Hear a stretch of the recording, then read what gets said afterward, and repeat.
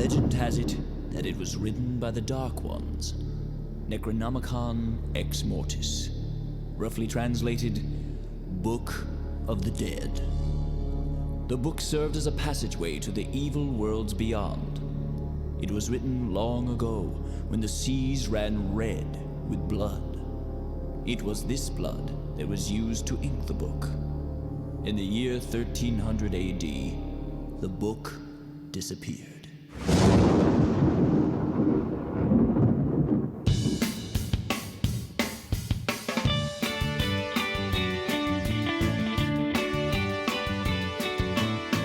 We're all jammed in the car, and we're going really far. Driving deep into the trees, with hot dogs, chips, and cheese. To make the week go quicker, we packed a ton of liquor. Ryan Tropicana will go totally bananas. Spring break vacation is just plain. There's something in this musty air makes us wanna sing. Cabin in the woods, ooh. Cabin in the woods, yeah. We're 5 college students on our way to an old abandoned cabin in the woods. Yeah, hello, popheads. Welcome to issue 147 of the TomCast POPCast, coming to you from a cellar in a remote cabin in the woods. What's that touching my leg? My name is Tom. Thank you so much for listening to this quality, independent pop culture podcast. Please make sure you're following us on social media at TomCast POPCast on Twitter and Instagram. You can email the show, tomcastpopcast@gmail.com. Please, if you're on Apple Podcasts, make sure you're liking, subscribing, sharing the show, and giving us those sweet 5-star reviews. And if you're listening to a format other than Apple Podcasts, remember we are on so many more. Apple Podcasts, Spotify, Stitcher, iHeartRadio, Google Play, Pandora, Amazon Music, Audible. So many podcast formats. And I can't help it. I'm almost distracted by the music that I'm playing today because we have a really, I think, a very spectacular episode. We are bringing back the versus format of the show. My brother and I initially debuted this over the Halloween holiday, where we did Fright Night versus Fright Night, and we are back. We're bringing that back this episode, and we're kicking it off with Evil Dead 1981 versus Evil Dead 2013. We have my brother Mark is back as the Evil Dead aficionado. We have Regan Myers of the COisGPodcast joining us as the guy who proposed bringing back the versus format and Evil Dead in particular as a way to kick it off. You know, we very much enjoy kicking off these shows with sound clips from the various films that we're doing. But we are in a unique position today because Evil Dead is such a cultural phenomenon that it has spawned a Broadway musical, and we are so lucky that I have actually seen a local production of the Broadway musical of Evil Dead, and it was an absolute highlight of my year in 2019 before a pandemic swept the nation and the world and shut everything down and made it so we couldn't go see fun shows anymore. This was a truly fun local production of the Evil Dead musical with blood and guts and stuff shooting into the crowd. If you are on Instagram, you probably remember seeing the picture that I posted after the event with my friend Chris Vanacore, the drummer of Dirty Sweet, who provides our usual opening music. And we were soaked, we were drenched, we were covered in what I assume was fake blood, but it could have been real. I don't know for sure. I didn't take it to the crime lab for DNA testing. I don't know. That could have been real dead blood. What am I supposed to say about that? So, and instead of like potentially trying to play favorites in this instance by culling sound clips from 81 Evil Dead and the 2013 Evil Dead, we're just going to interject musical numbers and stuff from the Evil Dead musical because despite Reagan's dislike of musicals, I love them. And the Evil Dead musical is fucking brilliant. So get ready. You're gonna get a little peek at Evil Dead the musical. and I hope you enjoy what we bring to you on that front. And like I said, we have a fun show for you today. I don't want to spend too much time talking about it because it's a long episode breaking down these two movies and getting into our likes and dislikes about them. We took a lot of time. It's a long episode, so we're gonna get right into it. But before we do that, we gotta do what we gotta do. And that is we have to thank the official members of Pophead Nation. They are the ones who keep the lights on. They're the ones who make this podcast go. So thank you so much to the official members of Pophead Nation, which you can join at patreon.com/TomCast POPCast. Thank you to our current Patreons, the Aspen Hill Chody, the Batman of Bay Park, Jeff Nail. Jeff is a host of a fantastic music podcast called Ringing Ear, and I recommend it very, very highly. Thank you to Evil Circle, the evilest of all the evil circles. He should be right at home on a podcast about the Evil Dead. He's going to have a blast. Thank you to the Squidmaster General, Brian Broussard, the New Jersey Devil, Mark Wegemer, and our very own Joker and Harley Quinn, Brian and Krista of Pariah Brewing Company, right here in San Diego, keeping the masses, the thirsty masses, satiated with their delicious, delicious beers right here in San Diego, and we couldn't thank them enough for doing that. And that's it. I mean, let's get into it. Like I said, we got a long show today, and I'm gonna interject some Evil Dead, the musical numbers, and I want you all to enjoy those as we get into it. So do what you gotta do. Here's what we gotta do. We gotta sit down. We have to buckle up. We have to hold on to our butts, and then we buckle up again. Let's go.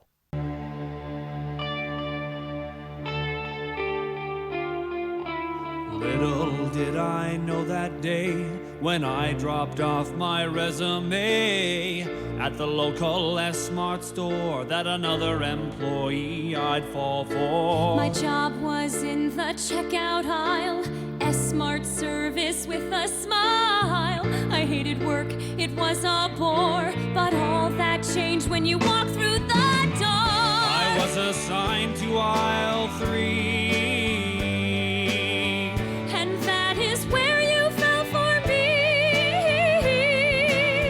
So strong it had to be perfect retail harmony. I have to ask a question to the gods above. How were we deemed worthy of this perfect love? I'll ask the trees, I'll ask the sky, I'll ask the whole wide world. How did a housewares employee land the perfect girl? How did the perfect girl land a housewares employee? I could barely focus on my checkout line. Your polyester shirt always on my mind. Fantasies took over me. I'd forget to scan items and give them for free. How could I concentrate on housewares? Who cares about blenders when you're right there? A roles reversed, there is no doubt, 'cause I was the one who was checking you out. I had a major crush on you. When I was near you, my love grew. Finding love at work, it must have been fate. It's better than meeting on a limited date. I have to ask a question to the gods above. How were we deemed worthy of this perfect love? I'll ask the trees, I'll ask the sky, I'll ask the whole wide world. How did a housewares employee land the perfect girl? How did the perfect girl land a housewares employee? Stocking the shelves was all I thought would be, but finding my true love at S-Mart, that makes this job so groovy. I have to ask a question to the gods above. How were we deemed worthy of this perfect love? I'll ask the trees, I'll ask the sky, I'll ask the whole wide world. How did a housewares employee land the perfect girl? How did the perfect girl land a housewares employee? All right, joining us via Skype by the power of the internet, we have got what could be a first here on the TomCast POPCast. We have multiple guests at the same time, which is this could be a complete disaster, but we had to do it for this special episode because we have brought back the Versus episodes. We did one of these. My brother and I did this over our Halloween Spectacular, where we pitted the original Fright Night versus the remake of Fright Night. And when I was hitting up my frequent collaborators for some show ideas, one of our very, very frequent collaborators, Regan Myers, said, "Hey man, Versus." And I was like, "Yeah, Versus." And you threw down the gauntlet for the very first episode, which is going to be Evil Dead. But because there's going to be more of us here, I wanted to, and it's a Versus thing. We had to have like some kind of like intro fight music as you're making your way to the ring. Is that cool? Is that cool? That is cool. All right, let's Do I see. get to pick? No, let's see if YouTube fucks me over here and plays an ad instead of letting me play the song. All right, you ready? Here's your intro music. You're walking down to the ring. Here you go. Oh, you didn't know? I'm the ass man. Your ass better call somebody. What a second tier reaction. Like, no offense to Billy Gunn in the Road Dogg, it's a game. I believe 8-time WWE Tag Team Champion. That's right. Regan Myers, the undefeated champion from the COisGPodcast, is back. He's the one who threw down the gauntlet and presented Evil Dead as an option as our I don't know, contenders. I don't know. I'm trying to use this fight lingo, but I'm not that good. And not that we're pitting each other against each other. Our other guest is not going to be entering into Mortal Kombat against Regan. We're just here for the funds. And that would be our other frequent collaborator, my brother Mark, who has his own special intro music as well. Mark, are you ready? Yep. Get rock down to the ring. Strut your stuff, okay? Here you go.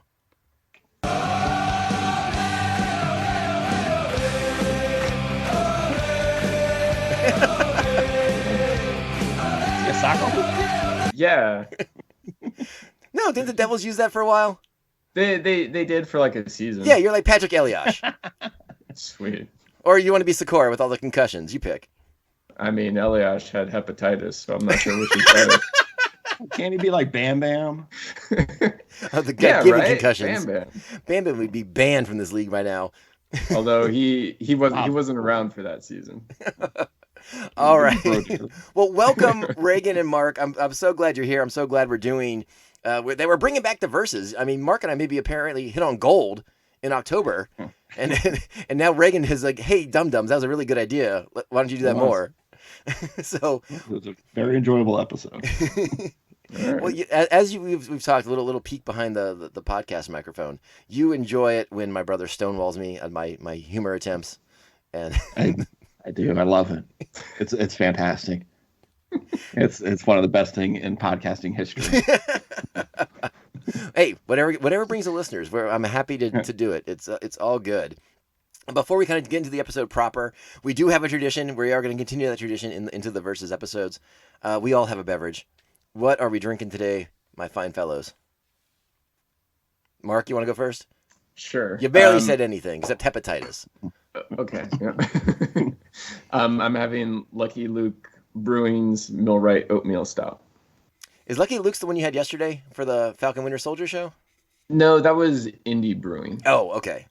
Yeah. Well, I feel like I've had this a couple times. Okay. So. Right on. This is the last of the 4-pack.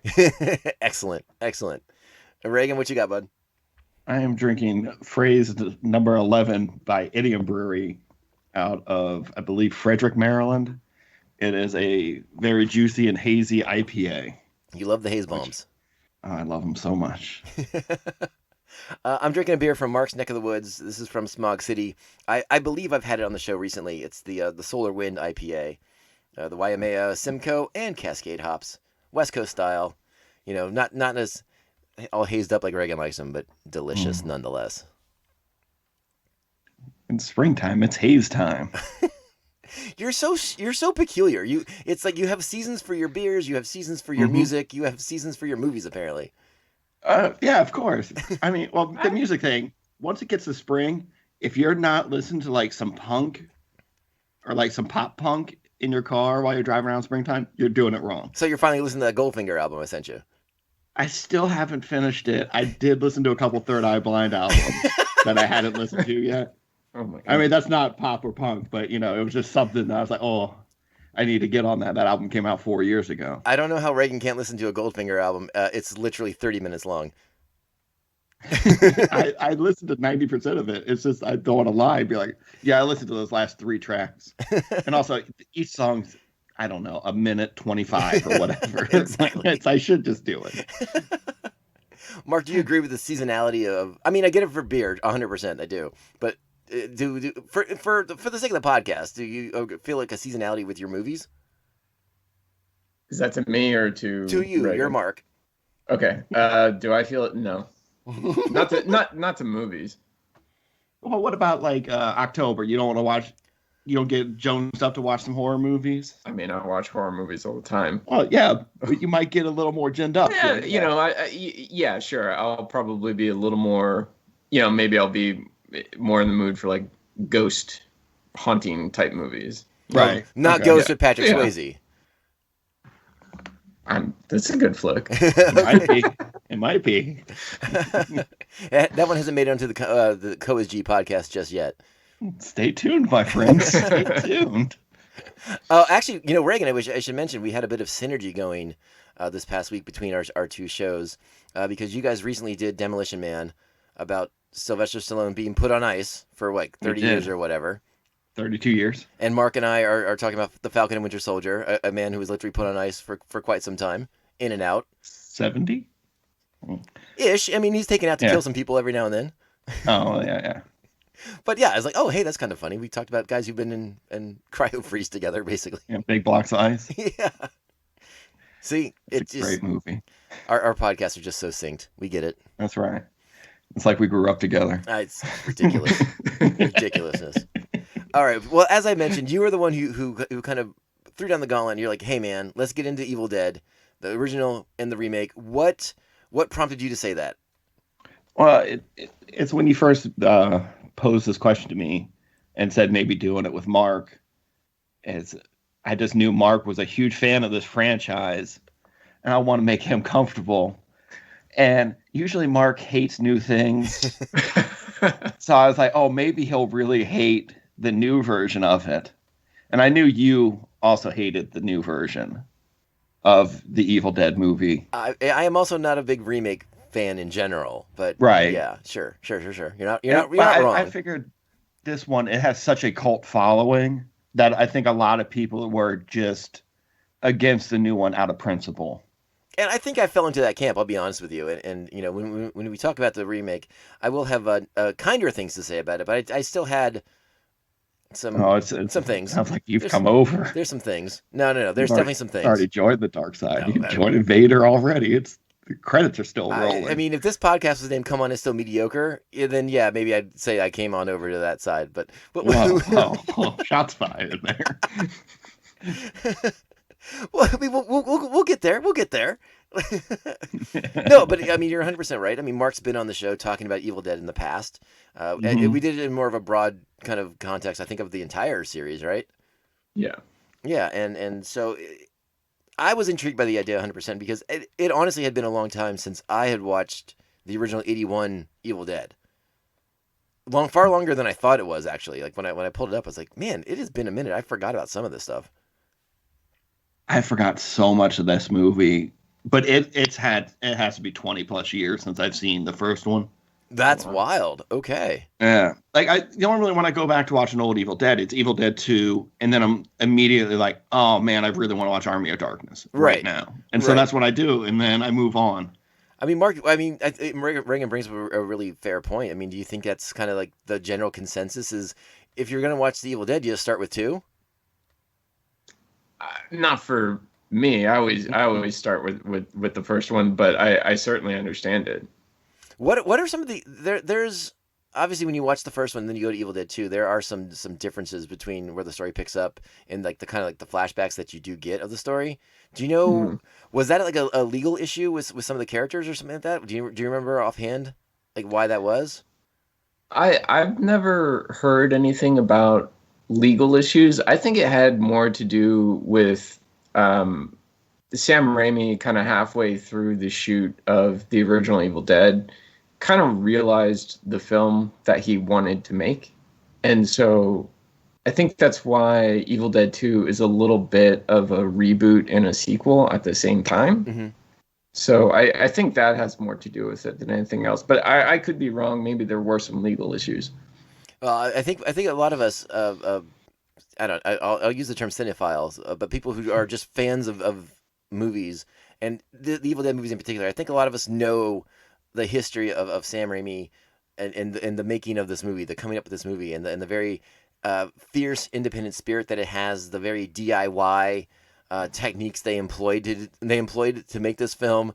Some of the crazy things like they did because they just didn't know any better, like using live ammunition Right. and things like that. I mean, this movie is just it's sort of this. I mean, just the creation of this movie is like a force of nature. It's really wild when you think about everything they did to make this thing happen. Yeah. I mean, share if I turn to you because I do consider you the expert. But I mean, can you share some of like the insights into something that really impressed you about the making of it that you're familiar that you know from your research? I mean, just the whole story of how they made it, and the fact that Raimi and producer Rob Tappert and star Bruce Campbell, you know, they were all friends growing up, and they would make Super 8 movies in their backyards, and it's something that just kind of evolved from there to the point that they eventually shot Within the Woods, which was kind of like a 45-minute proof of concept to get investors so they could make Evil Dead, and then the horrendously grueling shoot, I think like 3 or 4 months in the dead of winter in Tennessee, and then several more months of shooting pickups and stuff when they went back to Michigan. And as someone, for me, who was interested in filmmaking myself, you know, it's just a really inspiring story that encourages you to get out there and do it yourself. Yeah, you know, they didn't have all these fancy iPhones now that you make an entire movie on, and they had to like procure the gear. Right. I mean, that opening shot is Sam Raimi holding a camera and Bruce Campbell pushing him in a canoe. I mean, it's stuff like that. It's just wild. Regan, what was kind of your first experience catching this movie? Was it something you picked up on videotape at the video store, or did you watch it on cable? How'd you kind of come across this? In middle school, one of the other kids, they were letting us bring movies in to watch, like at the end of the year. Oh, that's teachers a bad idea. That is a bad idea. and one of the kids brings in Evil Dead 2. Okay. And none of us knew what it was. And we watched it, and we're like, oh, this is bananas. I think I was in 8th grade. And so sometime during that summer, I went to the local Blockbuster video and saw Evil Dead 1 and was like, oh, that's that banana sequel I watched. Let me go check that out. And it's not a slapstick. It's just, gore and tons of blood everywhere. Yeah, I mean, this is Go ahead. The vibe changes between 1 and 2. Oh, for sure. We all know about it, or all remember, I guess. I feel like middle school is about the time that Mark and I came across Evil Dead for the first time as well. Is that not right or wrong, Mark? You know better than I.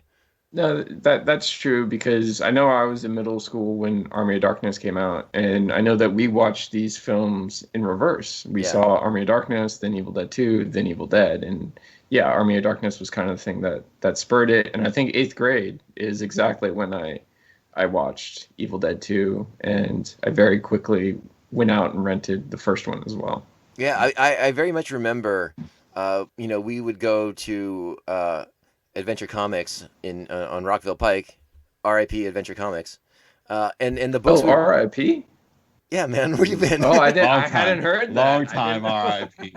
Holy smokes! Man.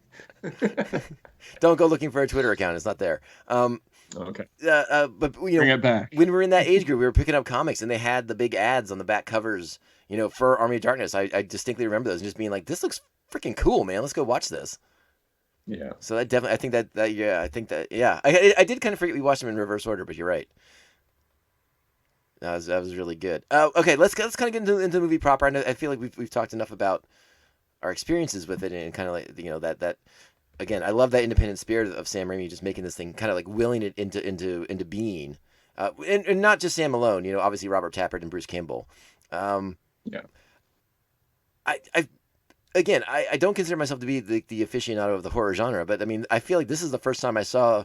Again, we're very used to teenagers going to the woods and having bad things happen to them, but I don't think I'd ever seen anything quite like this. And you know, we're introduced to this group of kids. They're gonna go have a romantic weekend, get some of that. What do you want to call it, Reagan? Some chunkalunk or whatever. Hunka chunka. Hunka chunka. Hunka chunka. Yeah, everybody's down for the hunka chunka. Love me some Sly Stallone. And then of course, you know, you come into this cabin and, you know, there's a cool audio recording of a guy in doing a Kandarian demon ritual. There's a Book of the Dead laying around. There's a Kandarian dagger just for fun. I mean, this movie's fucking wild. It is.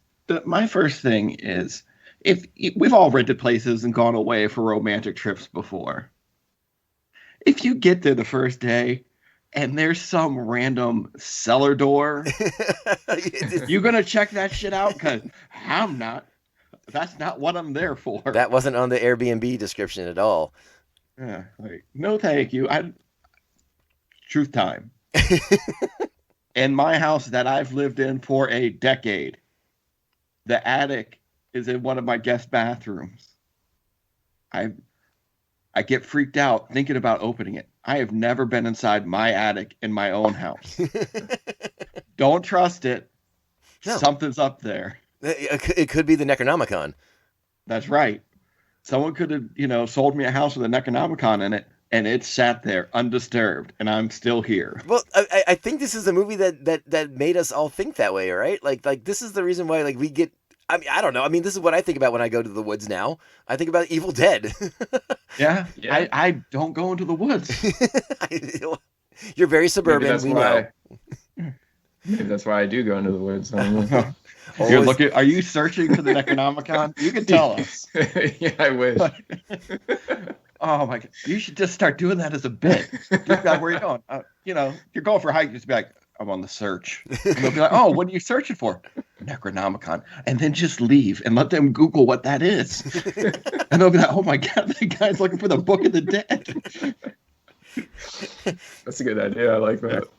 Don't forget to break out the Latin though and call it the Necronomicon Ex Mortis. They like that better. Always drop a little Latin. It makes you sound really smart. Does make you sound smart. That's why I don't do it. Nocturum de Monto. Yeah, go with that. Yeah. I don't feel like we need to do a walkthrough in this movie, but like they unleash the Evil Dead, and shit goes bad real fast. Yeah. I think we have to talk about I'm gonna get the name wrong already. Is it Cheryl who's abducted first? Yes. Hears the scary noise in the woods, goes to investigate on her own. Always a bad call. Oh, I knew we were going to talk about this. As soon as I saw it on film, I was like, oh. Well, so we have to talk about the trees.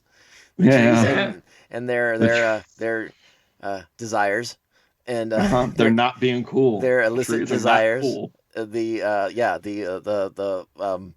forced upon nature of the trees to Cheryl. Poor Cheryl. I have heard over several years. Apparently, Sam Raimi not a fan of this scene anymore. That's why when they redid it in 2, they changed it.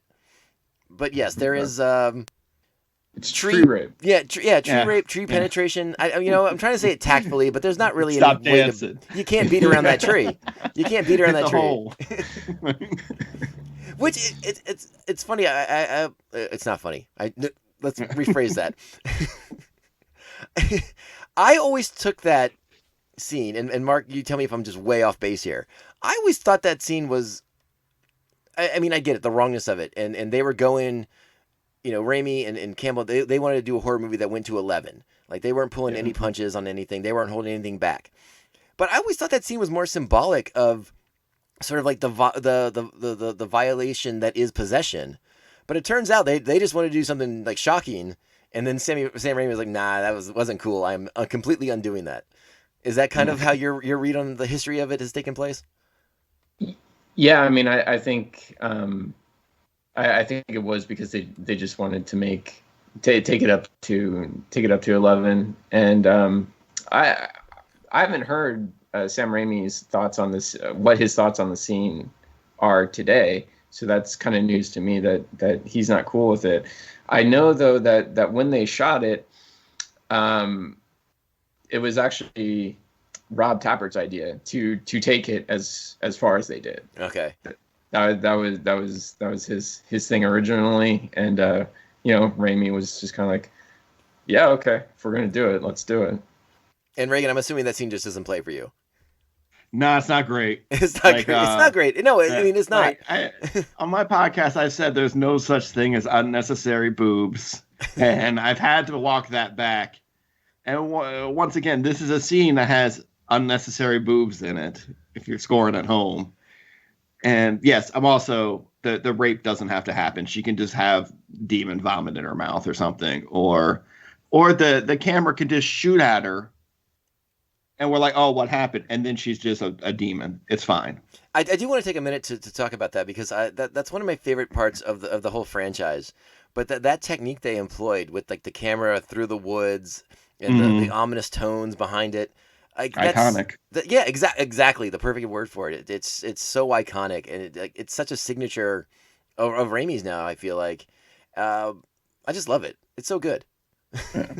It's fantastic. Like seeing it makes me smile, especially like just to jump to the end. Like the final scene of this movie filled me with such joy and happiness, and it's such a down urban ending. Yeah, but I it's was so like, good. yeah, it got him. It got him. And I was like, oh, I don't think that's the right takeaway for this movie. Well, and isn't the story of how they filmed that like Raimi or Tappert had like taped the camera to a motorcycle and they rode it through the house? Yeah, and it hit him. Yes, it broke his ribs. Jaw. Yeah. Yeah, Bruce Campbell Wild takes some West of filmmaking, man. Bruce Campbell takes some serious abuse on film and behind the scenes as well to make his art, to make his truth. He's great. They call him Ashley a little too much for me in this. I'm like, come on, man, that's Ash. But I guess he hasn't become Ash yet. What? Okay, let's. I was gonna say, let's talk about the transformation of Ashley to Ash in this movie, because, I mean, when the movie starts out, Ash is kind of the cowardly lion, or a little bit, right? He's kind of like ducking into corners and standing back, not doing anything. Yeah, he doesn't want to go into that basement. Lets his boy Steve do all the heavy lifting for a while. Yeah, how's that work out for Steve? Sorry. Scott, whatever. Yeah, that's right, Scotty Too Hottie, right? Doing the worm. I was thinking of Scott E from iZombie, but yeah. So I don't know, Mark or Reagan, whoever, talk about the journey for Ash. How'd that work for you? How'd you feel for it? Did you? I kind of forgot that he kind of like is fearful, is afraid, doesn't take action, not a man of action yet in the beginning of the film. Yeah. I'm sorry. Oh, go ahead. No, that was great. No, I was just gonna say, it's one of my favorite things about the movie is that character's journey. Like you said, it's the story of the cowardly lion, and it's him finding his courage. And I don't know, I watch it enough that I'm always familiar with it, and I also know kind of the relationship between Campbell and Raimi loves depicting Bruce Campbell as a coward. He just really gets off on it. So yeah, it's and I enjoy it just as much. I think it's hilarious that he's just kind of sitting there in the corner, letting Scotty do all the work, getting trapped under very flimsy bookshelves. Very flimsy. Yeah. You don't know what kind of wood that was made out. That could have been a hard, sturdy oak. You don't know. Yeah, maybe IKEA might not have been around yet. That could have been real deal wood. Yeah. Yes, exactly. So Scott's an interesting guy, right? When he's ready to leave Ash and Linda there in the room, and like, I don't care about her. That's your girlfriend. Well, I mean, didn't he just like murder his girlfriend technically? Yes. Like, he's like, I'm done with the woods. This is a bad trip now. Oh boy. Well, let's talk about when Cheryl comes back, and now she's been violated by the woods. She's not yet been 100% converted to the Evil Dead. But they go. Ash is going to take her back to town. They're in the car, and we find the bridge is out. What is your level of panic at this point if you were there? 100. I mean, let's step it back for a second. Your friend just came back and has been violated by the woods. Are you just running into the car immediately and just be like, "We're out of here"? Well, honestly, I have a thing about bridges and driving over them. I Yes, don't you do. do it. Yes, you do. When I go to the beach here, I drive 45 minutes out of my way to not drive across the Bay Bridge because I can't do it. So when they say, that sign that's like no trucks over 3 tons or whatever, or drive at your own risk, I was like, this vacation's canceled, and I would have turned around and gone home. Like, we'll find something else. That is not a sturdy bridge when they drive across it the first time. I No. mean, it busts out, the tire goes through it. I don't even know if I would have put a car in. I would have been terrified. Yeah, I would have found another way around. There's got to be another way around. Well, I mean, Scotty found it, but he paid the price. He could have cut himself. You don't know what happened out there. I think I do. They kind of show it. I mean, all right. Was he assaulted by the woods as well? Because he talks about the trees, but he doesn't say what happened. I mean, he has a branch sticking out of his abdomen. Yeah. Well, did they sexually assault him as well? Well, no, I guess so. they wouldn't. I mean, it would have been nice, but he doesn't become a demon. He does. Well, later. I think he dies first, but yeah. But, Spoiler, Scotty Cheryl, dies for anyone listening. He doesn't watch the movie yet. From a movie from like 1981. Yeah, spoilers. They all pretty much die in this movie. Let's be perfectly frank. Even Ash doesn't really make it out of this movie until they decide to make a sequel. He's unkillable. That's why. I don't even. I want to stay focused on this movie, but I almost launched into Evil Dead 2 in the opening scene with Ash flying through the woods. But we won't go there. Let's talk about the makeup. Again, this is a very DIY movie, but I think the makeup and the effects, I think they look really good still. It's amazing how good, especially like we just said, how old this movie is. Mm-hmm. And it's just a bunch of kids in the woods doing this. Mm-hmm. It's amazing. And it's a ton of blood, and it's great. It's fantastic. It's a ton of blood. You got Cheryl. Once you get Cheryl in the cellar, and she just kind of, you kind of get like this voyeuristic camera angle from the cellar, and like you just, seeing the just like the hands, just the claws, the demonic claws she has at this point. There's so much. I mean, the movie's shot brilliantly. Like anyone who watched this and didn't think Sam Raimi had a bright future ahead of him was a crazy person. Mm-hmm. But I was really impressed watching this movie. It had been a few years. I don't think I'd watched it in HD ever. So sometimes you make that leap to HD and you kind of expose some of the flaws. I did not bump up against anything watching this flick. Like it still looks good, bumped up into HD, and again just like that incredible independent spirit of like we're effing making this movie happen. Is just it makes the movie it's charming in a sense that like you don't see a lot nowadays because there's always money behind everything. Right. I mean, Mark, that makeup stuff. I mean, I know for like a lot of the pickups and the reshoots, it was like what, like they put Ted Raimi in a lot of these costumes and everything, just beat the shit out of him, right? Yeah, I mean, some of it they had a lot of people kind of step in. I think at one point even like Rob Tappert stepped in to be one of the Deadites.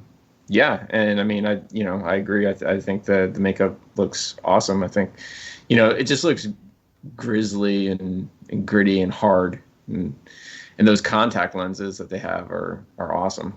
I read about those. Those things seemed like torture for the actors. They sounded bad. They were. Like, they could. Oh they my! could like 15 minutes, you could have those contacts in. Yeah. And you would want to be the Evil Dead at that point and kill everyone around you. Yeah. No, I would just be like, "Oh, I'm a Deadite. I'm dead, though. Oh, you got me, Ash. Oh, good job." And then I just lay down and be like, "No, I'm dead for the rest of this movie. Just shoot around me." One of the early jump scares in the flick, when Cheryl sort of launches into her demonic possession and stabs Linda with the pencil. Could that scene have gone on any longer? No, when you get pricked by a thorn bush, you jerk back, and that does not hurt that much. She had a pencil jab through her Achilles, and she just stood there. Well, she's a strong lady. She did scream a lot, no doubt about that. And there was a lot of blood. Oh, baby. And that was just a hint. That was just a hint of the blood to come. Right. We're not even to the third act yet. No. It's my God. Watching this, I was like, I know there's more blood coming. I remember something about that in this movie. Where is it? And then I was like, oh, here we go. All right. I was watching that scene. I was like, oh my God, can we see more of the blood come out of this ankle a little bit longer, please? My goodness. It was great. I loved it. Don't get me wrong, but they were amping up. They wanted that scream. They wanted that blood. They wanted that terror. And it's phenomenal. And then again, this leads to Linda's turning. Can we talk about Linda turning? Or do you got something to say, Ray? Oh, it's when the first girl shows up and gets possessed, and they put her in the basement. Yeah. And they're like, all right, let's go to bed now, and then we'll deal with the possession in the morning. What is happening in the world where you could get an ounce of sleep when your friend has been... And Ash's sister, right, in this movie? Yes. Yeah. Your family is possessed in the basement. You're like, all right, I really need to get my 8 in. Right? I'm no good if I don't get 8 hours. Well, I mean, let's go back a little bit further there. I mean, don't you stop Ash from listening to that tape? All my notes are like, oh nope, all that stuff staying in the basement. I'm not taking out a weird knife with a skull on the back that when you stab a demon, smoke comes out of it. Not interested in it. Well, I mean, Cheryl did stop the recording. She didn't want to listen to it anymore. And it was Scotty who insisted that they listen to the rest. Yeah, but Ash is sitting there with his lame 80s earbud, and he's like, hey, we're getting to the good part here. Hang on. Well, no, when he's listening to it with his 80s earbuds, that at that point he's trying to figure out okay, what's happening. He's being a little more proactive at that point, I think. All right. So you guys get a bit, a rental, and you go stay for the weekend. I really want somebody to start doing this where they just get a replica of the Necronomicon, a weird 80s tape deck, and 40 cassettes. And just record weird stuff on all of them, and to see how many people pick them up and listen to what's on the cassettes. We will have to see if we can get our patrons to chip in so we can buy a reel-to-reel to leave in places for fun. Yeah. That'd be worth. That would be worth it. I mean, that could be a great prank. I mean, you could get someone really good. It'd be hilarious. I know. I want to put a pin in this real quick because I did want to mention something too. I know Mark doesn't care for this movie, but I love watching this flick and then thinking of all the homages that you get to it, when you watch a movie like Cabin in the Woods and stuff like that. Wait. Did you say Mark hates Cabin in the Woods? Mark does not care for Cabin in the Woods. Oh, I mean, I hate the ending of Cabin in the Woods. It's one of the most selfish moments in all of film. But up to that, I'm there for the ride. I it's fine. I like the idea of it, but I mean, if you want to go into it, we can. But I don't. That's not what this podcast is about. But it's fine. But I don't think it's nearly as good as everyone says it is. Well, listen, it's a fun time. Truth time. I'll do a little truth time also for Regan's benefit. Nice. And this is also a teaser as well for next Halloween. But we had to bump an episode from the Halloween schedule, and we are going to do it next year. And it is Cabin in the Woods versus Tucker and Dale versus Evil. Oh, Tucker versus Dale versus Evil is a better movie. Yeah, I agree. Yeah, no, we're gonna get into both it. Movies, but one's much better. We're gonna have a good time with that. I am gonna. I don't know. Maybe I can get Alan Tudyk to come and hang out with us, and we can chat about it. I'm gonna definitely crash that podcast then and just be like, I love Resident Alien so much. You're the best thing. Well, you just I want to smell your hair. You just did A Knight's Tale too. I mean, you can talk about that with him. I know. Like you were saying, forwarding throughout the whole movie. I had no idea what that meant, or that you were saying it, and I watched that movie. Oh my god! All right, let's get back to Evil Dead. I guess we have to. Is there anything else in the first and second act that we need to address before we kind of talk about the coup d'état that is the amazing third act of this movie? No, I mean, there is a scene when she's running back inside after being assaulted by the trees. And when they've gone into the cabin, they've put the keys to the cabin back up on top of the doorway. Yeah, okay. Why would you do that? That just lets weird tree people inside your place that you're sleeping. So that was my only little quip where I was like, no one would do that. You know, true. I've never understood that. Like, let's hide the spare key under a rock or in a potted plant or whatever. That has never been something I'm comfortable with. It's also, just a tip for people out there. Don't do it really close to your front door if you're going to hide a key to your house outside. I think that's a good tip, Regan. Thank you. Don't do it. Public service announcement from Regan of the COisGPodcast. Don't do it. Right. Don't do it. Bad things could happen. I'm trying to think what else we got here, because at this point, like, all three of the female characters are either locked in a cellar, one's dead. No, are two dead at this point? Because Linda's been killed, I think, by the end of the second act, right? That kind of is the end of the second. Yeah, he's like, although, why is the deadite Linda not attacking him? Like, she sits in the doorway for what feels like 40 minutes, just talking to him. And I actually really like that. I think that's a really great scene that like ratchets up the tension and kind of like the terror for the Ash character. Sure, but then he drags her out of the house by her ankles, and she just lets that happen.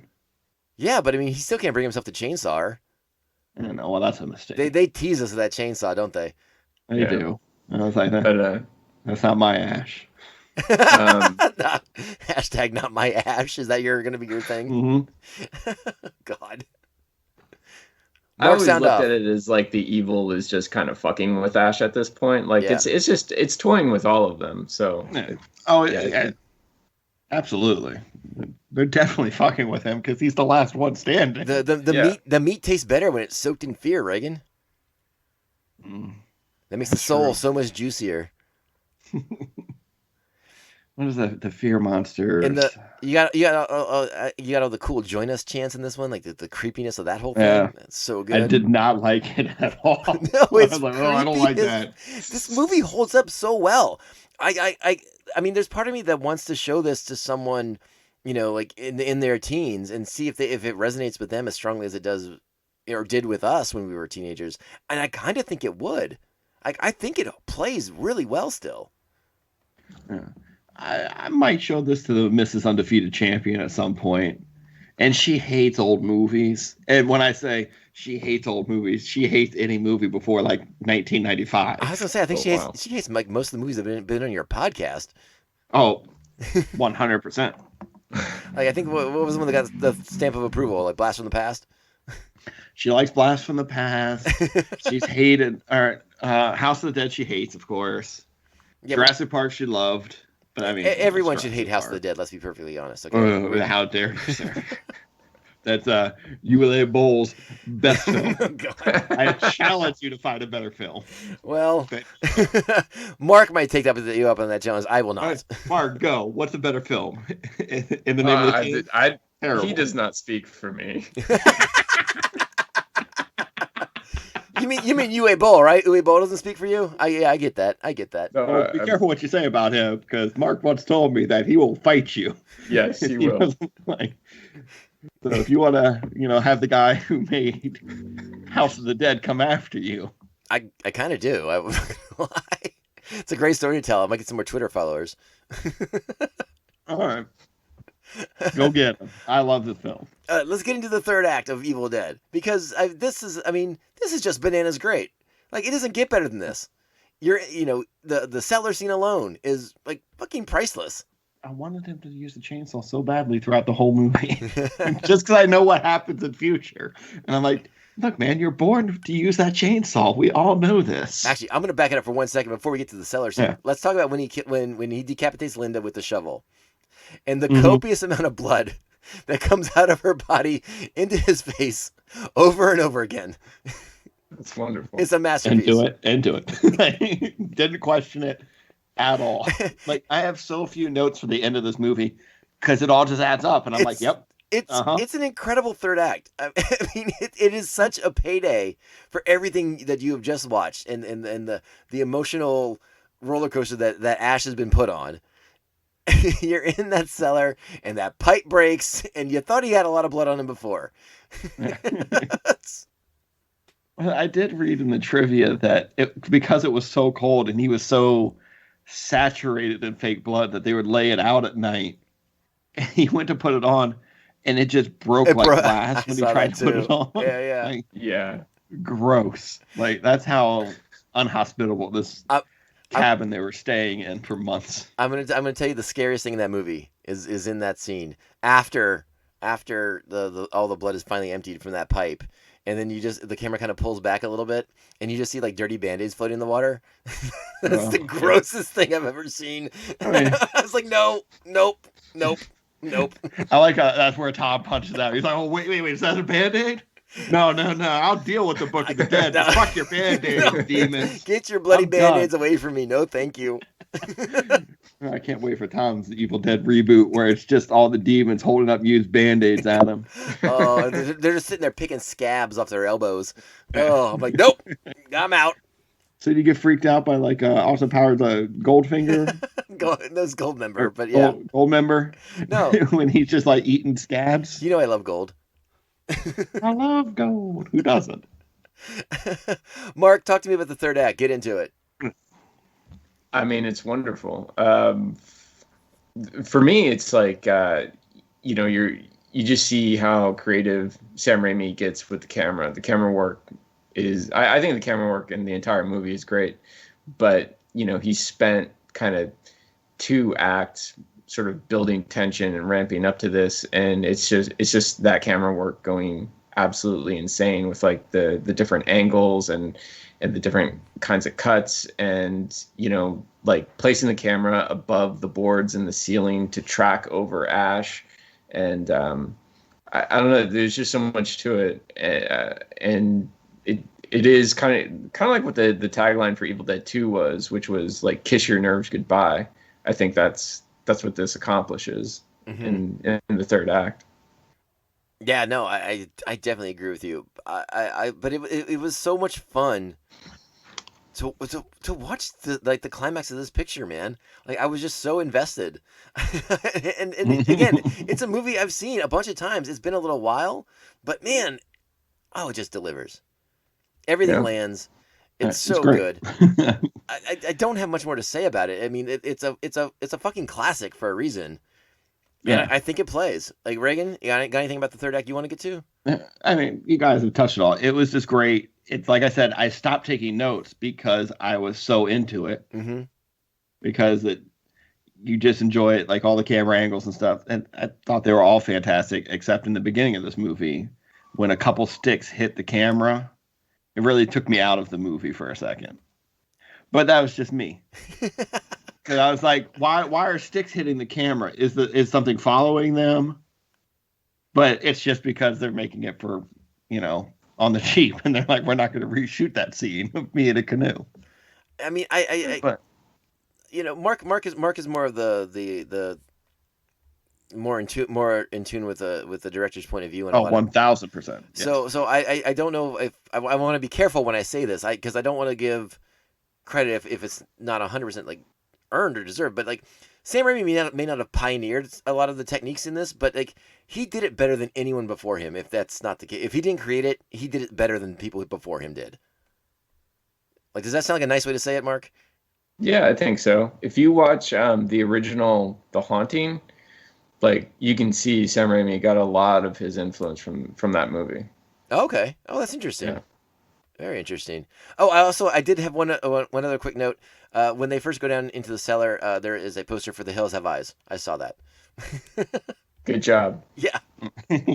That's a fucked up movie. Come on. What's that? That's a fucked up Wes Craven picture right there. Yeah, no. The first remake was pretty good, too. First remake is fucking terrifying in a lot of senses, too. Mm-hmm.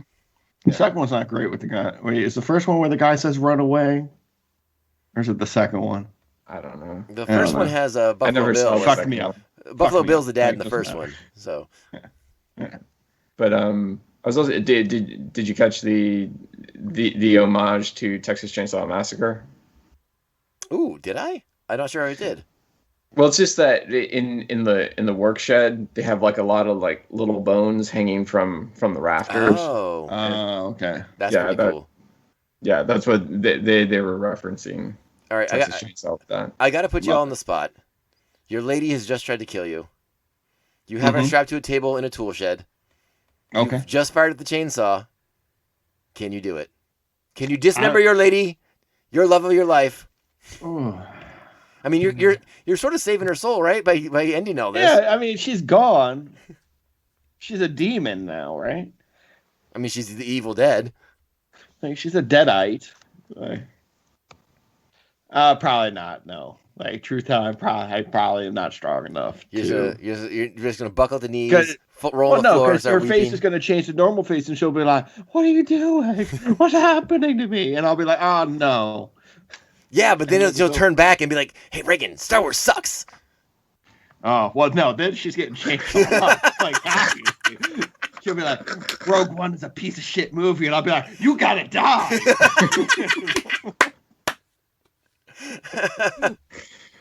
Mark, you're not married, but you're in a loving relationship. Uh-huh. Can you put the chainsaw to your lady's neck? Yes. No hesitation.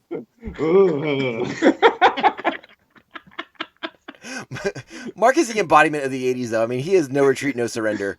Parts 1 and 2. I mean, I have told my wife that if she gets bit by a zombie, I will take her out of mercy. You know. Yeah, but are you waiting till the last minute to do it? Or you're like, oh, sorry, happened. Let's go. Well, no, because I don't want it to be like, she gets scraped by a bush, and I'm like, nope, that's a zombie scrape. You got to go. Like, you got to make sure, but you don't let her turn. So, like, you get the fever or whatnot, depending on what strain of the zombie virus you get. But not the fever for more cowbell. Not that fever. Yeah. Oh my God. Well, gold-plated diapers, baby. that Janine's on notice. She gets possessed. It's chainsaw's coming. So a couple of us Not are just a bullet to the head. Oh, possessed. I'm sorry. I thought you meant zombie. No, if we're following, Like, oh, Jesus. Like, do we need to call somebody? I meant in demonic possession terms. Gotcha. Playing by Evil Dead house rules, okay? And dismemberment is the course of action according to the Necronomicon itself. It counts. And I told her, I was like, and I would expect you to do the same for me. Oh, well, yeah, obviously. Because, yeah. Like, I get bit, or the trees assault me. Like, yeah, you gotta take me out. I'm gonna end up hurting people, so, sing Freebird or something, and then, take me out. Look at the flowers, Reagan. Look at the flowers. Oh, that is a deep Walking Dead reference. That's like 6 years ago. I know. Oh, I got you, though. Got you. yeah, he did. I knew exactly what you were talking about. I was like, oh no, those poor little kids are gonna get shot. All right. Spoiler for season 4 of The Walking Dead. Well, we are all in agreement. The original 1981 Evil Dead, Sam Raimi, Rob Tappert producing, Bruce Campbell starring, the sexiest, most underrated actor alive, Bruce Campbell himself. We didn't even talk about how fucking charming and likable this guy is. I mean, maybe we should do that real quick. Like, don't you always want to be best friends with him? Bruce Campbell, of course. No, Reagan, don't go on a burn notice tangent. But I mean, you love the man. I almost called him Sam Axe. Sure. Oh, wow.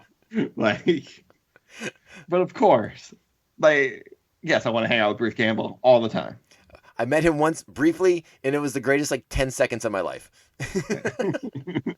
Mark was there. He did the same thing. I was like, all right, nice to meet you, kids. I got to take a piss. He just kept walking. No, it was a book signing. He was actually sitting down. Okay. He couldn't escape that easily. I thought you ran into him at like a Chili's or something. Like I'd go to a Chili's. Get out of here. How dare you, sir? Oh, I'm too good for Chili's. I've gotten food poisoning twice in my life, both times from Chili's. So Chili's is persona non grata. You're allowed to veto that then. I've never gotten food poisoning from a Chili's or a Chili's too. If you're at the airport. Apparently, you've avoided everything that they make with mayo. So there you go. Good job. All right, so now it is time to transition to the other half of the versus battle. The 2013 Evil Dead remake, question mark? Directed by Fede Alvarez and written by Fede Alvarez. Sam Raimi is on board here as a producer. But it's I don't know, a different take on the Evil Dead, I suppose. How do you guys view this? I loved that it was like a fresh take, or fresh-ish, I guess. Like after watching them back to back, you're like, oh, there's a lot of similarities. But I really love the opening scene of this movie with the daughter, the father and the daughter. I love this scene. It's a horrible thing to say. Granted. All right. Okay. What happens? Okay. So I'm glad you brought this up, because about halfway through this movie, I'm like, is that scene gonna have any fucking resonance in this movie whatsoever? Like, why is this in the movie? This is where they go to get rid of demons from people. Apparently, the Airbnb that rents this place out recommends that you read for the Book of the Dead and murder somebody. Well, so and that is the scene. It takes place in the cellar there in the cabin, and they're burning the possessed girl alive, dead alive, whatever you want to call it. She's possessed by the Evil Dead for sure. So apparently her soul's not coming back. This is how to set her free. So you got to burn her alive, according to the mountain people that are there, just watching. I love it. All of a sudden we end up in Wrong Turn. I was like, what the hell? What movie are we in right now? That's exactly what it reminded me of. And now that you said that, posters in the first one, or the Hills Have Eyes. That's what they remind me of, those people as well.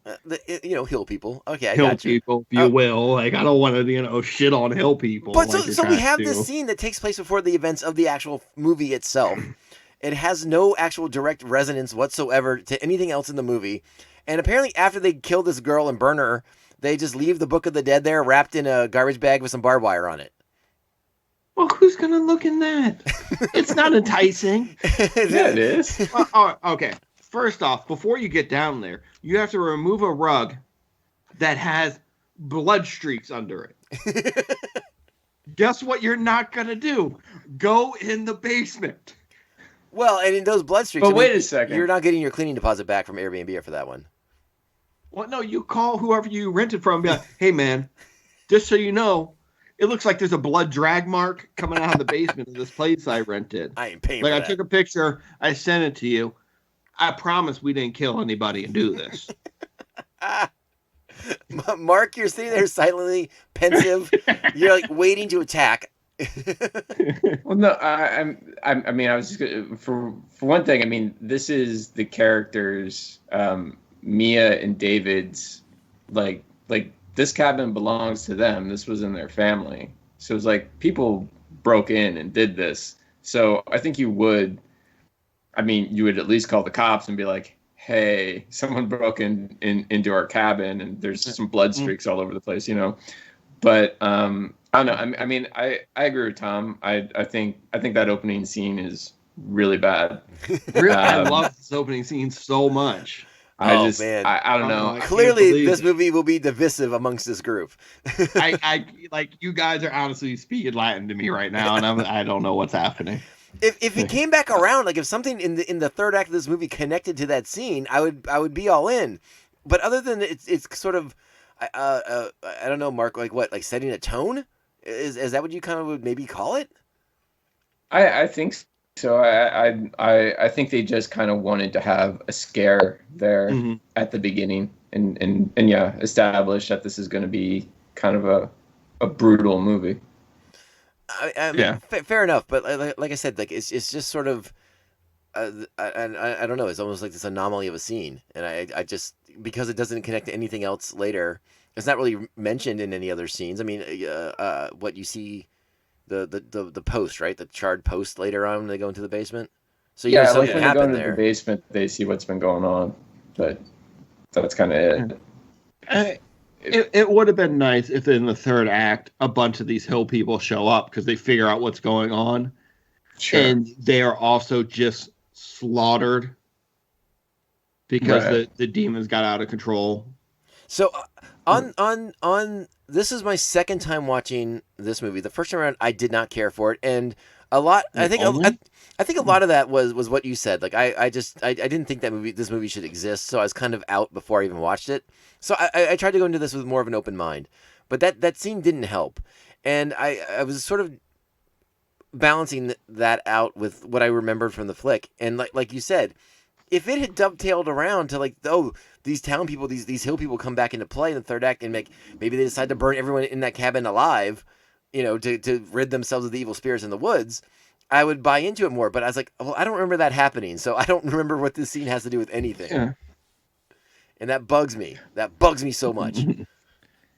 If I can go forward a little bit, Please. I always thought it would have been a good idea because the movie sets up that Mia and David, who are brother and sister, that their family has a history of mental illness, specifically the mother, which is kind of like why David is hesitant to hurt Mia even after she becomes possessed.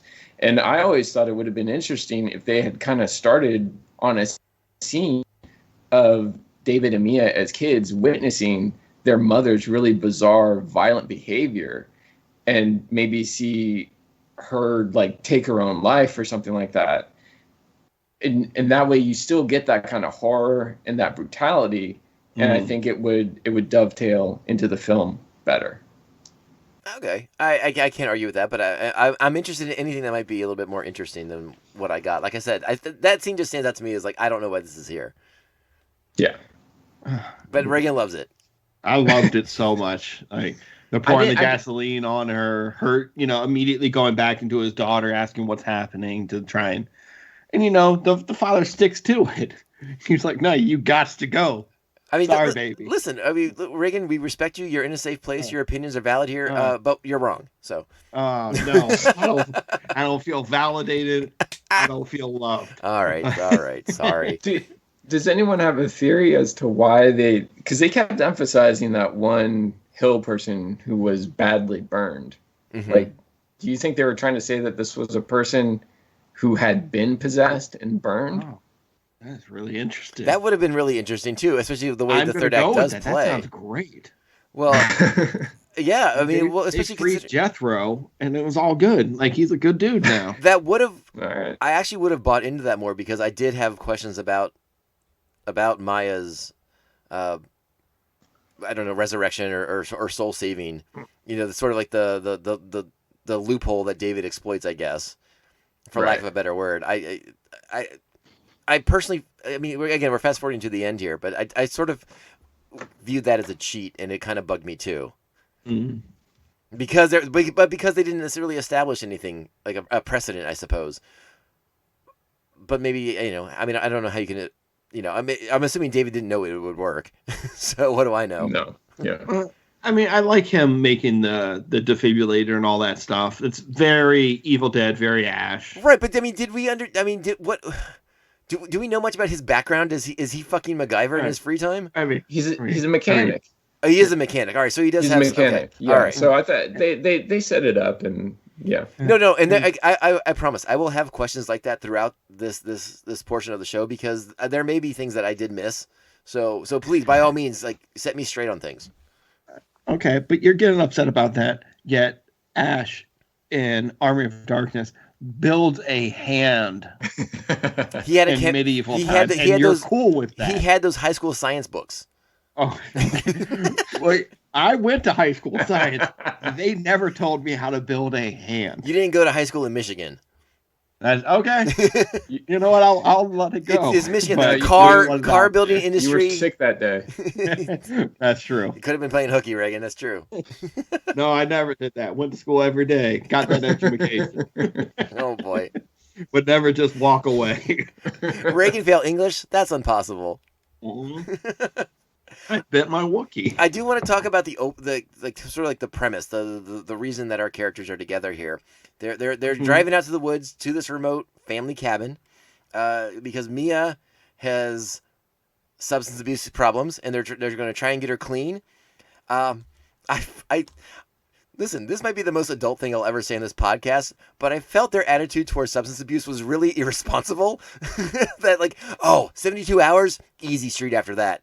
No worries about you ever having to relapse ever again. Don't they say that about like cigarettes? Like the first 3 days are the worst, and then you're good to go after that.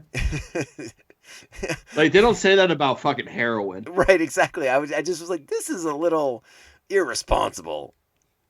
Yeah, I've heard you need to wear like a raincoat when people are coming down from heroin. I've seen Train Spotting. It's not pretty. There's babies crawling on ceilings, all kinds of shit. That bugged me. I don't know why. And again, maybe, like I said, it may be the most responsible thing I'll ever say in this podcast. But I didn't care for that as like the reason why they went to do this. I would have been happier if it was just stupid bullshit. Let's go make out in the woods. Yeah. Well, I think they're doing it because she has so much trouble getting through the first 24 hours. Mm-hmm. But also, you know what you should do? Hide car keys. Hide car key, hide everything. Yeah. Hide car keys. Don't let her go out and crash your car into the stream. Yeah, but that shouldn't be happening. That's bad news. Bad plans.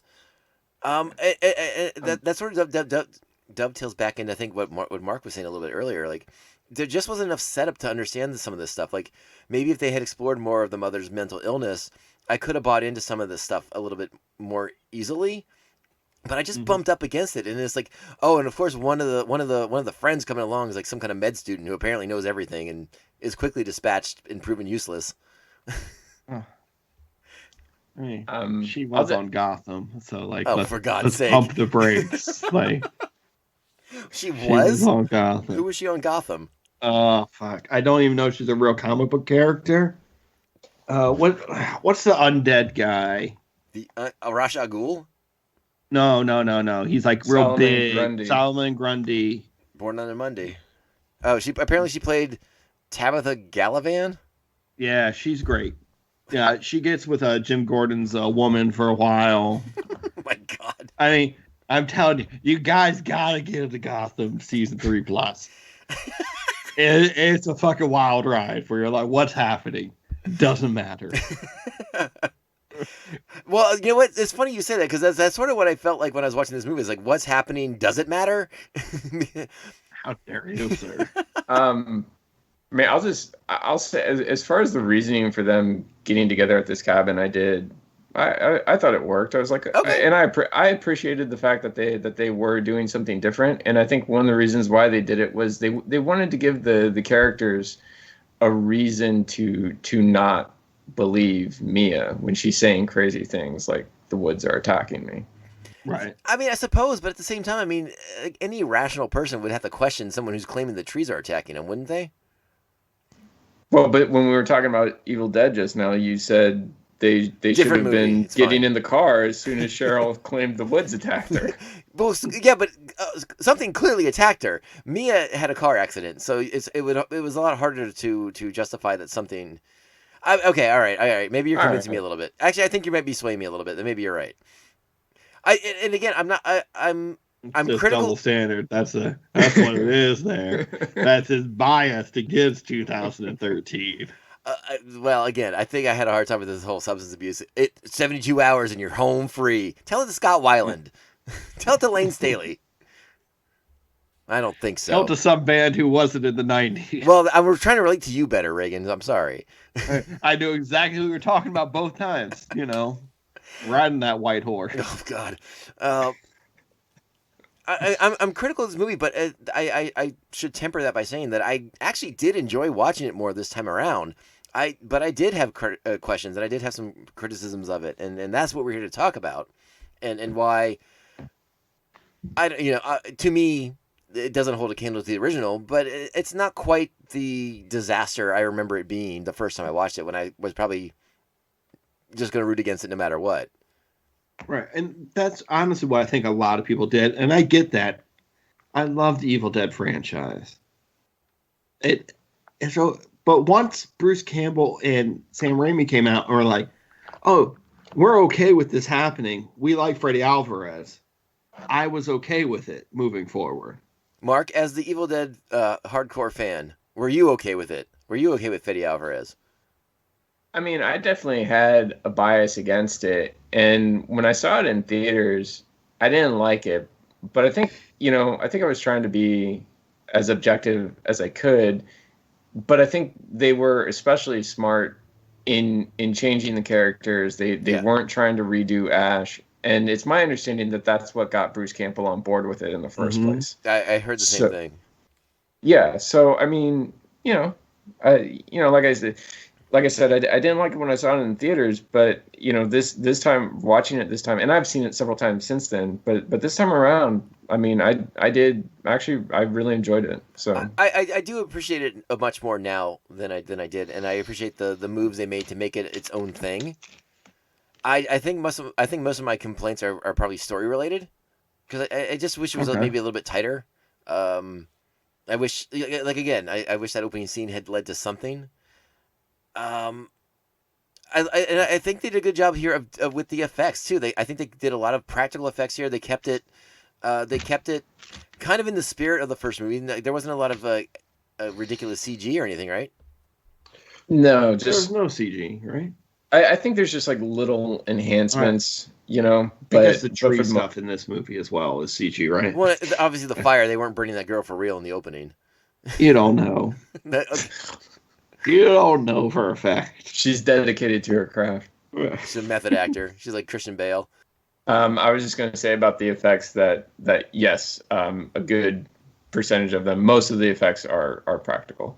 Yeah, and I appreciated that. I mean, I think Fede Alvarez had a really hard task, because obviously the movie, that he's basing his film off of is huge, and it's special to a lot of people. So he had to create something new and different and special, but also respectful and pays homage and does a lot of the same things that Sam and Bruce and everyone else brought to the table the first time around. And I mean, it's a hard balancing act. And obviously at that point I feel like you're answering to a lot of different masters as far as that goes, but you just have to kind of like stick to your vision, I suppose, right? Mm-hmm. And for better or worse, he does. And I think the movie holds up.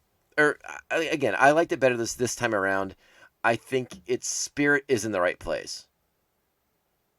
Sure. Yeah. But yeah, I do have some questions about some of the story shit. You were never going to please all your, for lack of a better word, all your masters for doing a movie like this. Yeah. Right. There are always going to be people on the internet just shitting on everything you do. I think he did a great job doing this movie. Obviously, and is this something that's you kind of watch on a regular basis, Regan? Have you watched this at least a couple different times? Yeah. Okay. I own a digital copy. I own the DVD. Mrs. Undefeated Champ is a huge fan of this movie. That is a statement, sir. Yeah. When I told her that I was doing this podcast, she was like, and I said Evil Dead. She's like, "What movie is that?" And I was like, "You tell me." And at first I was like, "Well, it came out in 1981," and she's like, "I haven't seen it." And then I was like, "You've seen the remake?" And she's like, "Oh, that's the one with the drug addict in the cabin, and then the demons come." She knew exactly what it was. We watch it around Halloween every year because movies come in seasons, Mark. Hey, fair enough. No, I mean, and that's cool. I mean, like I said, you brought up this idea, and I am much more appreciative that you bring it up, and I was forced to watch it again because I did enjoy it more this time around, I should say. Mark? What do you think about the way the way the Necronomicon is introduced? You got like what's that dude's name? Eric, whatever is the guy ripping into it this time around. Yeah. How do you think that worked for you?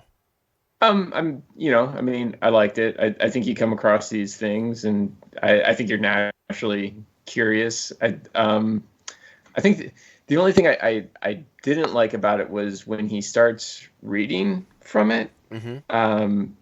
Says don't read. Well, it says don't read, but not only the way the lines are delivered, the way it's kind of shot, it's delivered as if he knows what he's doing. Oh, You know what I I can mean? see Yes. that. Yeah, I can yeah. see that definitely. Yeah, like I thought it would have been more effective if it was just kind of like he's kind of muttering the words to himself, like he's not actually trying to say them, but it happens anyways because He says them super deliberately in this movie. yeah, exactly. That was my only issue with it, and I think the Necronomicon itself, I was a little. I think it looks good, but I think the design it looks just kind of like an old baseball. Sure, Yeah. sure, All the sure. stitching on there, I can see that. Yeah. Yeah. Yeah. So I have a question to ask, and Mhm. and you know if you need to pause and think about it, think about it. But as you said, it's written in the book. You have this like ancient Kandarian language in there, like the glyphs and the symbols and all this stuff that like, obviously like this dude Eric's not going to be able to translate, but the Mhm. book has translations written on it. Who Right. wrote on it? The Hill People. Yeah, that lady who at the beginning is reading from it. Yeah. Are you sure? Her or maybe the person she burn learned guy? the language from. Yeah. I have a theory. All right. All Hit right. us. Do you know who wrote in that book? In my theory, Ash. No. Ash Williams wrote in this book. This movie takes place in the same universe. Well, we know this movie. If you watch the post-credit scenes, take place in the same universe. That scene is vague and ambiguous at best. Ash I writes mean, in that book. They were going to set up a movie where they put them together. Well, I know it like it was intended. They did want these to take place in the same universe. They wanted it to lead into. They did want it to lead into a team up movie between Ash and Mia. All right. So that's a good theory. There's also the mother could have been someone who came to this cabin and happened to survive, and that's what brought on her mental illness and her craziness of things were going to get her and whatever. Yeah, that would have been interesting too. Also, I wish the words he says were like Klato, Barato, and the fact that they weren't kind of bothers me to this day. I do appreciate the fact that it did attempt to stay in his lane as far as that goes. It's like, no, we're doing a fucking horror movie here. And like, I know they're trying to do their own thing, but if those were the words that summoned the Evil Dead, and also it would have worked if Ash had written in the book, like you're saying, Tom. Right. Well, He would have written those words down real clear. No, clearly. It was so funny. I became so enamored with this idea that Ash had written in the book. I even came up with like a whole like, oh, here's what's going on. It's like Ash is still stuck in time, but he's able to send the book back. So he needs Mia to read from the book to bring him back to the reality. But of course, it's Ash, and something else is going to come out with him. Right. Okay. So he's in the past, right? In Army of Darkness. Yes. So whatever he writes in the book at that time period would automatically go into the future, wherever the book is. If we're doing back, if we're sticking 81. if we're sticking with Back to the Future logic, yes. Right. Yeah. That makes the most time travel sense. So he could just be writing in it, in that time period. It doesn't matter. That's true. Yeah. I also thought of another idea too. We're on to something here. I also thought of a really good idea. We're about to get rich. I also thought of another idea where there was multiple books of the dead throughout different periods of history, and they all come together at once, and there's a whole like convergence of things. But I was like, oh man, that's too deep. No one's gonna go for that. Like a mother box situation. No, fuck you. No. I haven't seen it. I don't have 4 hours of my life to watch, Oh, that's a Spider-Man. fucking lie. I know what you If get got up to. hours of your life to watch Gotham, you can spare Exactly. 4. That is like 42 minutes of your life while you're making dinner. It's 5 episodes of Burn Notice. Come on. Cumulatively. And also, I watched Gotham when it first came out for a season and a half and was like, nope, that's it. And then I had a buddy who was like, you got to get back into Gotham. It's fucking crazy. Oh God. And so I jumped on Netflix where all the seasons were Oh boy. and watched the rest of the show. This And I was podcast like, already has way too much Gotham talk in it already. I'm nauseated. there's no such thing. Oh God. Batman shows up. Oh boy. Batman shows up in Gotham, people. There's a Joker and a Batman. Oh my God. Kill me. I don't know. I liked. I guess getting back to our movie that we're talking about. I ended up liking a lot of the action. I liked a lot of the confrontation with the Deadites. I liked the blood and the gore. All that stuff. I thought it worked really nicely. I loved all like I know it's gonna sound weird. All the violence in this movie, like the girl from Gotham cutting her face in the bathroom. Yeah, that was good. I could do without the piss.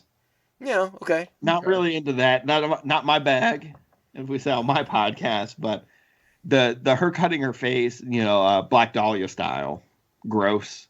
Yeah. Well, I think that was the plan. They wanted to gross out a little bit. Yeah, that's supposed to freak you out. Right. Also, the girl cutting her arm off with the automatic slicer. Yeah. The turkey slicer, whatever you want to call it.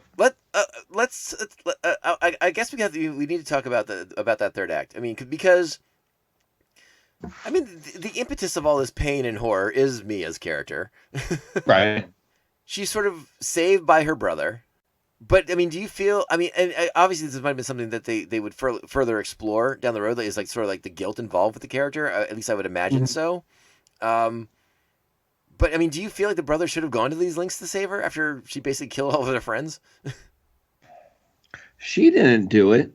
She was possessed by a demon. I mean, I suppose, but I mean, can you like just write it off that easily? It's family love, man. You're just saying a lot about your family right now, honestly. One question I asked myself during this sequence is like, all right, let's say that what's his name, Sam? David? Okay, David and Mia get out of this, right? How the fuck do you explain this to the cops? Well, I mean, you have that question about... Who's calling the cops? Two of your... calling the Oh cops? my God. You're just moving on with life at this point. She's missing an arm. Well, no, that's not even... We're not even to that part yet. Oh, okay. I was like, Mia's not calling the cops after this. She's just going about her day. Let's assume David makes it out of this too, because there was a certain point in this thing where I was like, what are they gonna tell somebody if they walk away from this and get out of this? Like, how do you explain this to anyone? Well, I mean, I think you have that question about almost any horror movie, and you can say that about the original Evil Dead, and it's actually a question I would really like to see explored, and they do explore it a little bit in Ash versus Evil Dead, right? So whatever. It's just kind of part of the genre. I mean, going back to the original Evil Dead, I mean, the way that movie ends before we knew there was be a sequel. I mean, like Ash dies. Sure. I mean, like it's pretty well bookended. That like there's no story to tell anyways. Yeah. Right.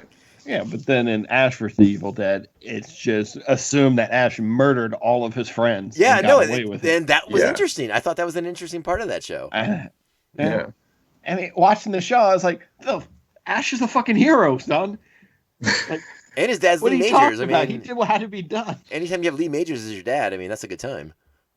Yeah. I mean, you watch Raising Hope. He's also the dad or the grandfather on that show. Okay, well, all right. I just know the Fall Guy. Thanks. But I'm gonna rep Anything Maryland, and that's a Greg Garcia show. So, but Mark, can you explain in words David's plan to save Mia?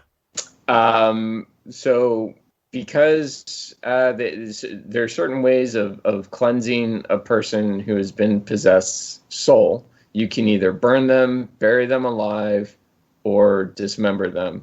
He chooses to bury her alive and then rigs up a car battery with some syringes to, kind of a DIY defibrillator. Yeah.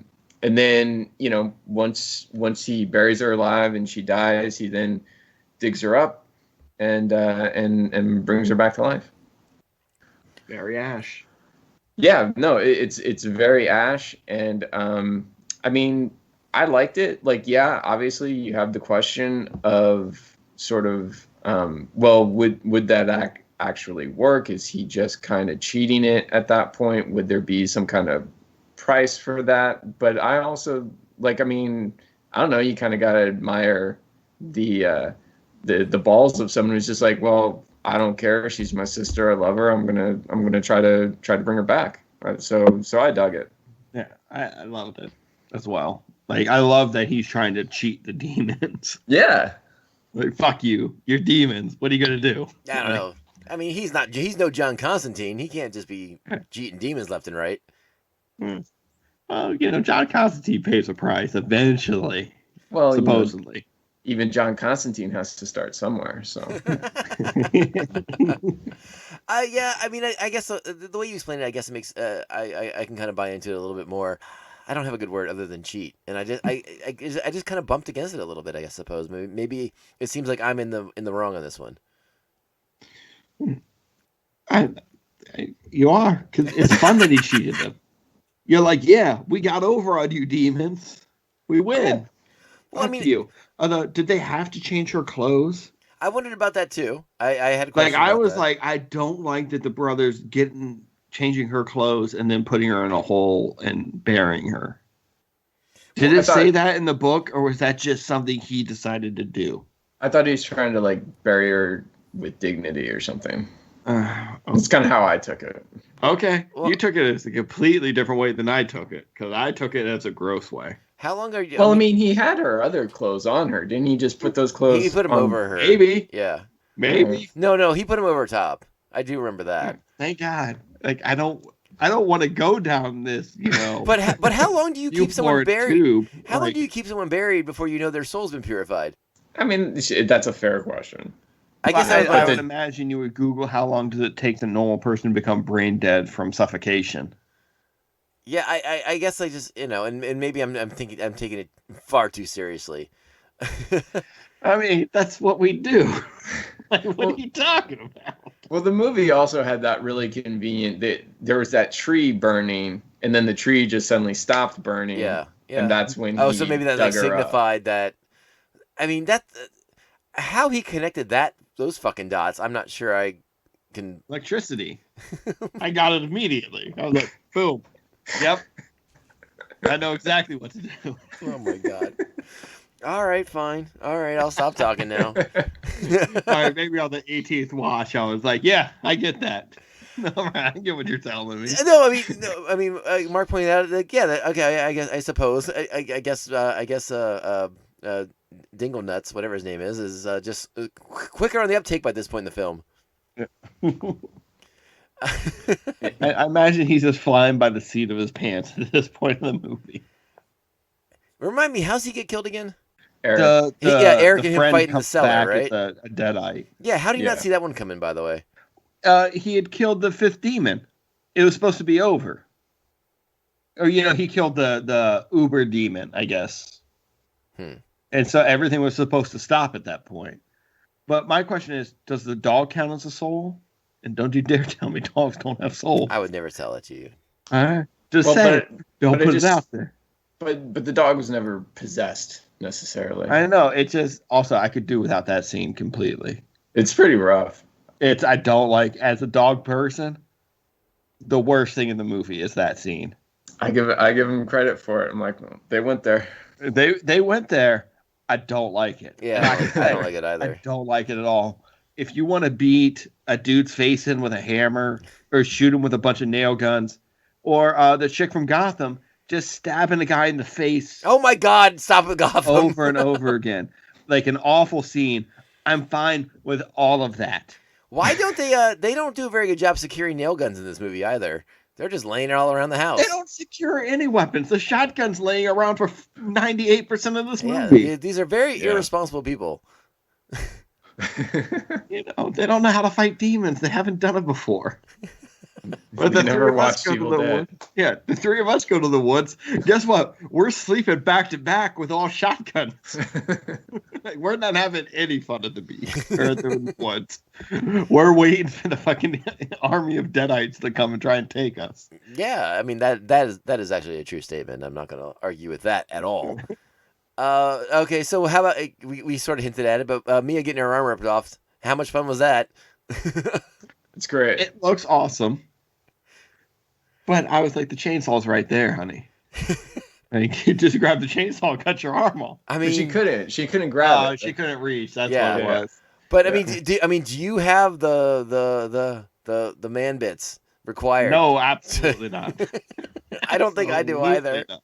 I think I'm just laying there at that point. I was like, it's over. It is over. You win. I'm stuck under this fucking car and it's over. Yeah, I mean, and that's Oh, that's the second time we get a severed limb. You know, you hinted at it earlier. The one friend has to cuts her arm off the turkey slicer. I loved the gore in this movie. I thought it all looked terrible. I mean, we didn't talk about like the puking in the face for like what felt like 45 minutes. It did. Yeah, you're right. You're right about that. I was like, oh my God, stop puking in that girl's face. Can't stop, won't stop. Yeah. And like, just like the demon possessions were really cool. That like they do the weird like zombie clicking. I guess I'm trying to. Okay, yeah, Oh, I know yeah, what you're like saying. the bones or whatever, like clicking or grinding or whatever it was. Yeah. Yeah. That gets done a lot in zombie movies nowadays, but maybe all zombies are demons and we just don't know it. And that's the greatest trick of all. I like the way the movie ended. I don't know if I liked so much that epilogue scene with her kind of like stumbling down the road, and I didn't understand what they were kind of trying to drive at with her eyes opening before the credits roll. Maybe she's still possessed. That was my takeaway from it, but I was like, I don't know if that makes any sense, does it? No, I don't think she is. I think it was more just like a fake out. Yeah. Like it was just for fun. There's too much in this movie that's like I don't understand what you're getting at, or like why is this here? And I don't understand that end, and I don't understand the opening with the burning the girl, and the hills people looking on. Well, the beginning is just the hills people figure out how to get rid of these demons. You just set the people on fire. Well, again, I understand it, but like, if that somehow connects to your third act, then great. And then it's like, okay, cool, we're kind of connecting some dots here. Well, yeah, they could have gone searching for help because when it starts, it's the girl running in the woods. You just think they're bad people catching her. No, it's like you're in Wrong Turn. That's exactly what I thought of when I watched it. So I would have liked the hill people to show up and be slaughtered by the Mia demon. I mean, it would have been, gore porn. It would have been fantastic. It would have more, a higher body count, which is always great for horror movies. Well, again, I have questions about that because they're saving Mia's soul at a point in this movie. Like, how much can we like root for her if she's just slaughtered innocent hill people? She's not in control of herself, man. It's not like she's making these choices willingly. Yeah, I agree with that. I mean, she's possessed. I think it, it's a little weird to have your hero kind of be flipped on you like that, where you think you're pulling for David, and then it turns out like, oh no, we're kind of stuck with this girl who's been possessed most of the movie. But again, like I appreciated the fact that they did something different there. So I appreciated them trying to do something different. I think I just was I don't know. I guess it just didn't land as well for me as I wanted it to. Okay, it's not like it's not like that amazing. It's not like some amazing moment where like Giancarlo Esposito figures out that verbal was Kaiser Soze the entire time. Mm-hmm. It's like okay, well, this is how it's gonna go.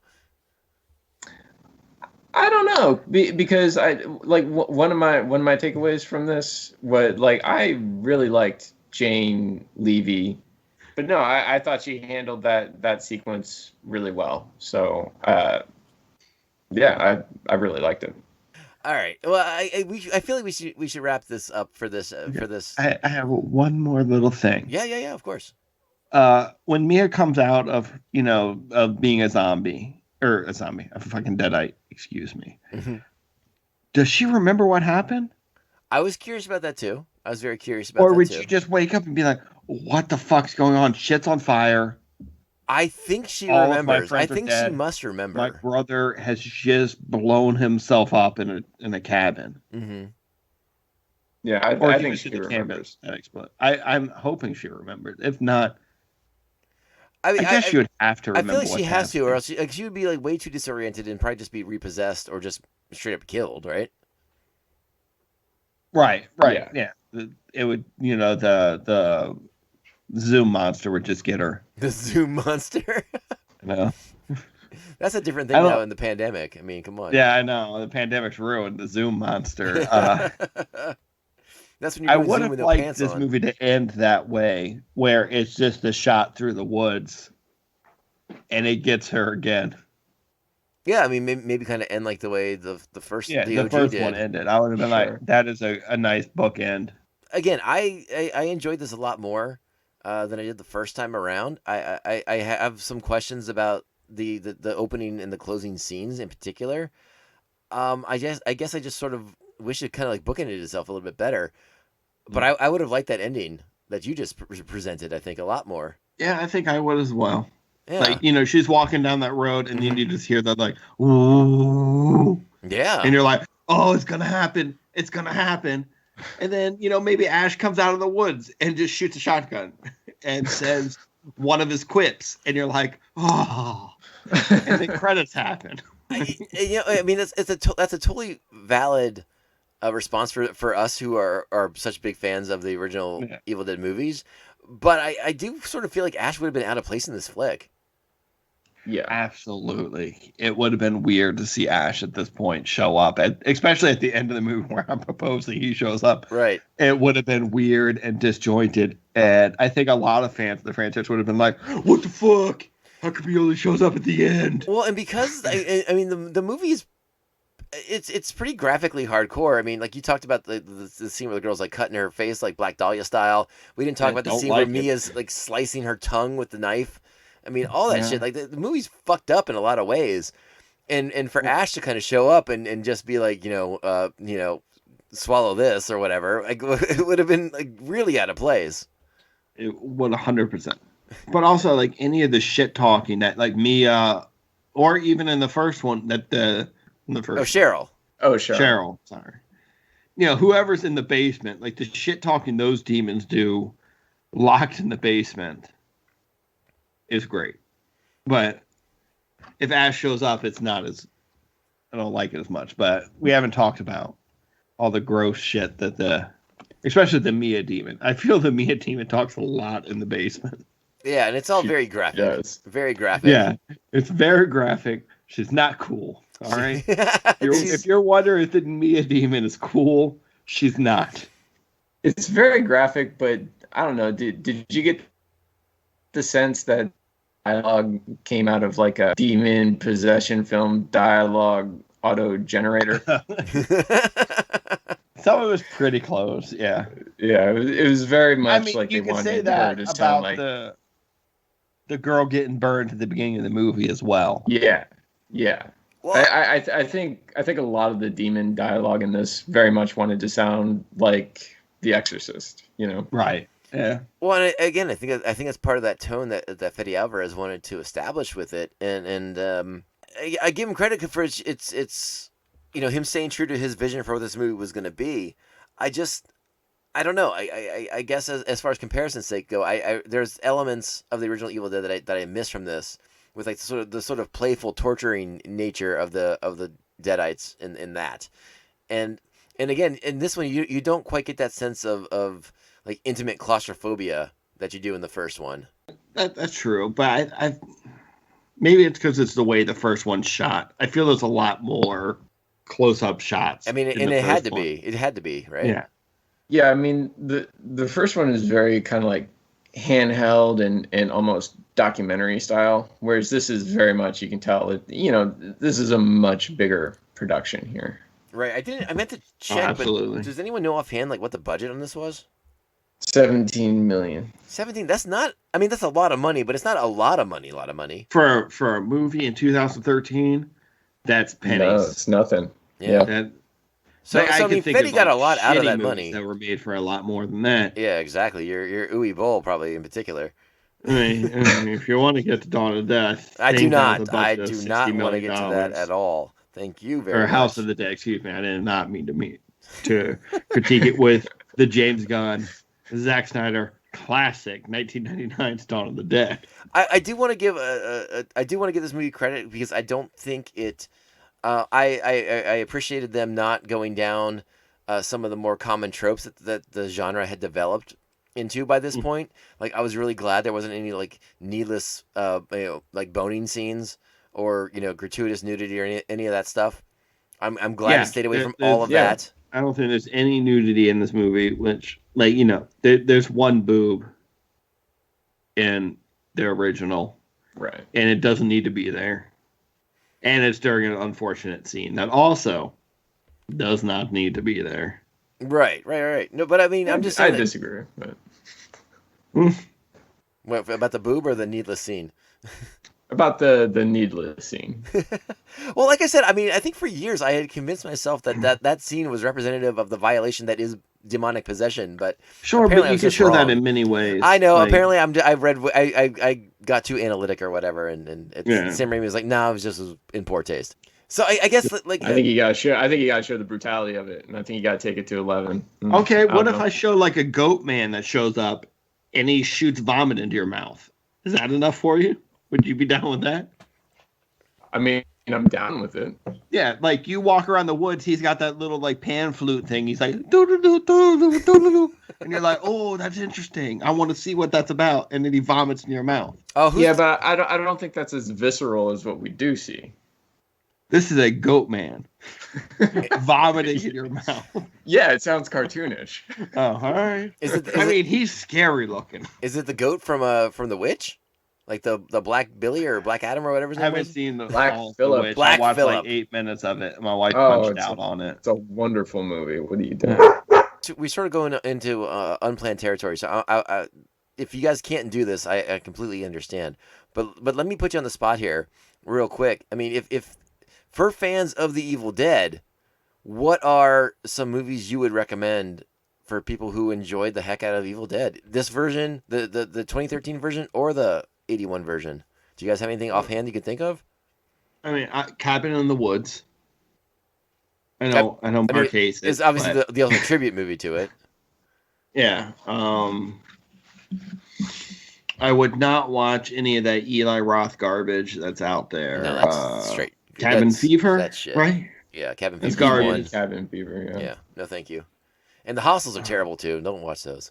Yeah, the hostels are torture porn. Like I mean, if you like watching people, if you like that shit, you're gonna love hostels. Yeah, but I don't think they're in the same vein of the Evil Dead movies. They're definitely not. It's just I use that And to quickly shit on Eli Roth real quick. Like I said, I understand this is like a really hard thing to do because obviously comparing to the original Evil Dead is probably impossible because it's so unique.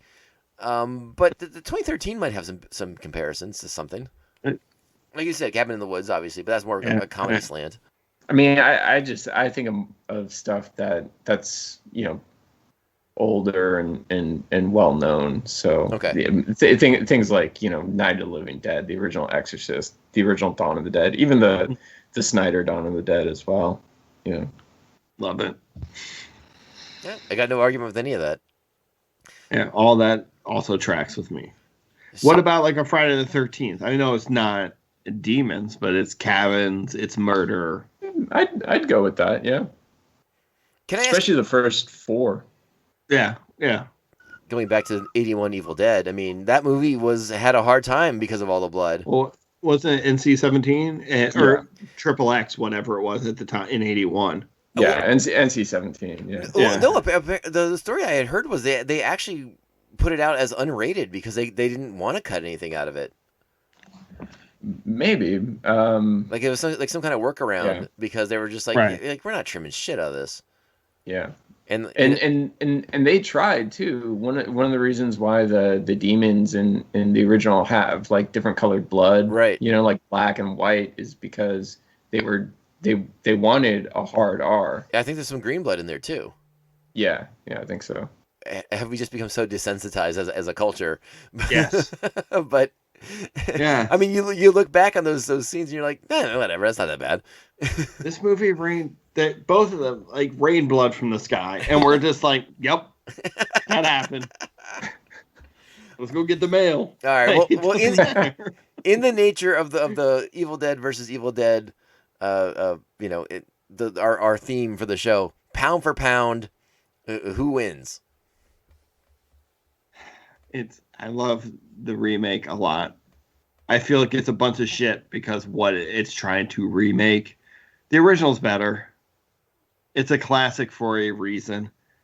But that doesn't mean hate on the 2013 version just because something was amazing that came out before it. Okay, Mark. Yeah, I agree with that. I think yes, the original is better. It's classic, but I did really enjoy this. So I recommend it. And if we were on another podcast, I would have to say COisG. Oh, To the like 2013.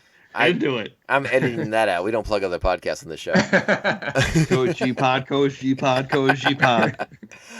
No, I agree with you both, and I actually really appreciate the fact that Regan brought Evil Dead to the table, because it did force me to rewatch the remake, and I did judge it unfairly the first time around. I did enjoy it a lot more. I mean, as far as I'm concerned, it doesn't hold a candle to the OG, but it's a good movie. It's a lot of fun. Well, fun maybe is a strong word. It's much more of a horror movie than I think I was expecting. Like, there are some really graphic things in there. Yeah. The idea of you running your tongue down the edge of a knife is just so unappealing. It is. No, thank you. But yeah, that remake is definitely worth checking out, and I think it's better than, like Regan said, better than it gets credit for. That's right. I think if Evil Dead 1, or the 81 one, wasn't a thing, and then Evil Dead 2013 came out, I think people would lose their minds about how much they liked this movie. I think so too. I think you're right. I still have some tiny storytelling issues with it. I would have liked if the opening and closing scenes kind of bookended the story better. But maybe in the grand scheme of things, these are simply nitpicks and quibbles, and I'll just move on with my life. All right, let's close it up.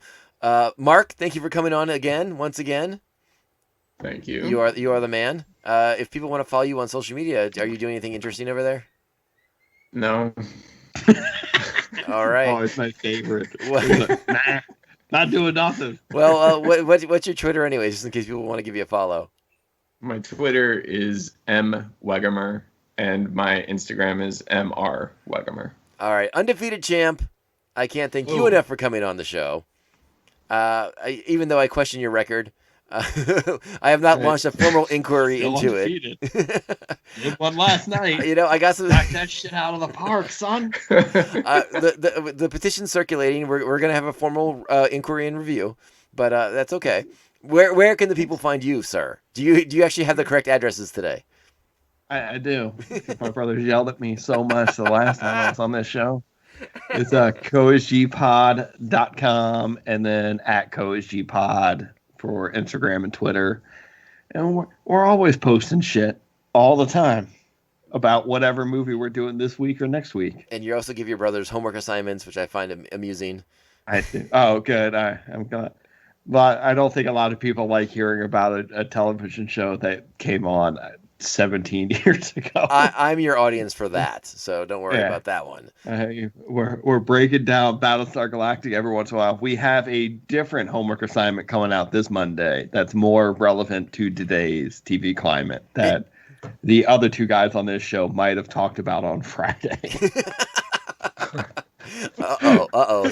So basically just stealing our shit. All right, I got you. Okay. That's right.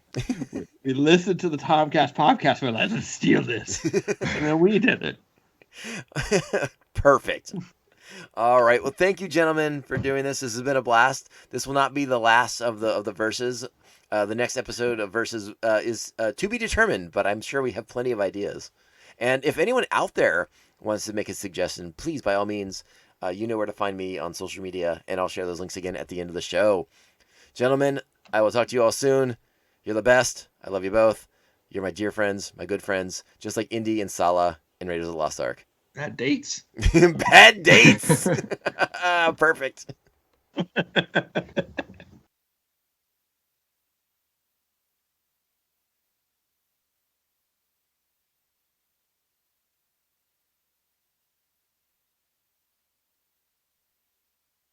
Listen, baby. I'm not some preppy boy toy monkey boy you can just push around, see? I killed that guy already. How can you be so heartless? So bad? Good, bad. I'm the guy with the gun. I still don't know what you're even doing here in this cabin. I could ask you the same question. It's my family's cabin. Did I ask? Are all men from Michigan such loudmouthed braggarts? Nope. Just me, baby. Just me. All the men in my life keep getting killed by Kandarian demons. All the men in your life keep getting killed by Kandarian demons. First there was Ed, a really nice guy. Didn't talk too much, but I didn't mind. I was all set to marry him. But before we could consummate, Ed was killed by a Kandarian demon. Kandarian demon, Kandarian demon, Kandarian demon. Then it was Daddy, Daddy. who I could count on. Ow. He loved to read the Necronomicon. Book of the Dead. He also enjoyed playing board games. But he can't sink my battleship now, cause Dad was killed by a Kandarian demon. Kandarian demon, Kandarian demon, Kandarian demon. They say love is cruel, and I believe them. I think you guys get the point about Evil Dead the musical and what kind of musical it actually is. So it's just it's a real hoot, an absolute blast, and it is one of my fervent wishes that as we progress in 2021 and we get to the hopefully we get to the other side of the COVID pandemic, and as the world and the nation becomes more vaccinated, that we can kind of get back to these fun things, like going and sitting in a dark theater with a bunch of strangers breathing around us, because that would be a lot of fun. And I honestly, sincerely hope that a local production of the Evil Dead musical comes back to San Diego, because after Chris and I went in 2019, we had a legion of people approach us and say they want to go with us to the next showing. So we are chomping at the bit to get a group of people together. I think my brother was included in this. I think Mark had expressed interest in checking this out with us. And I mean, even if it doesn't come to San Diego, I enjoyed it so much. I'd go to LA to check it out at a production in Los Angeles with him and whoever I can drag with me from San Diego to LA. And whatever people he can drag from LA to the show, because it's a fucking gem.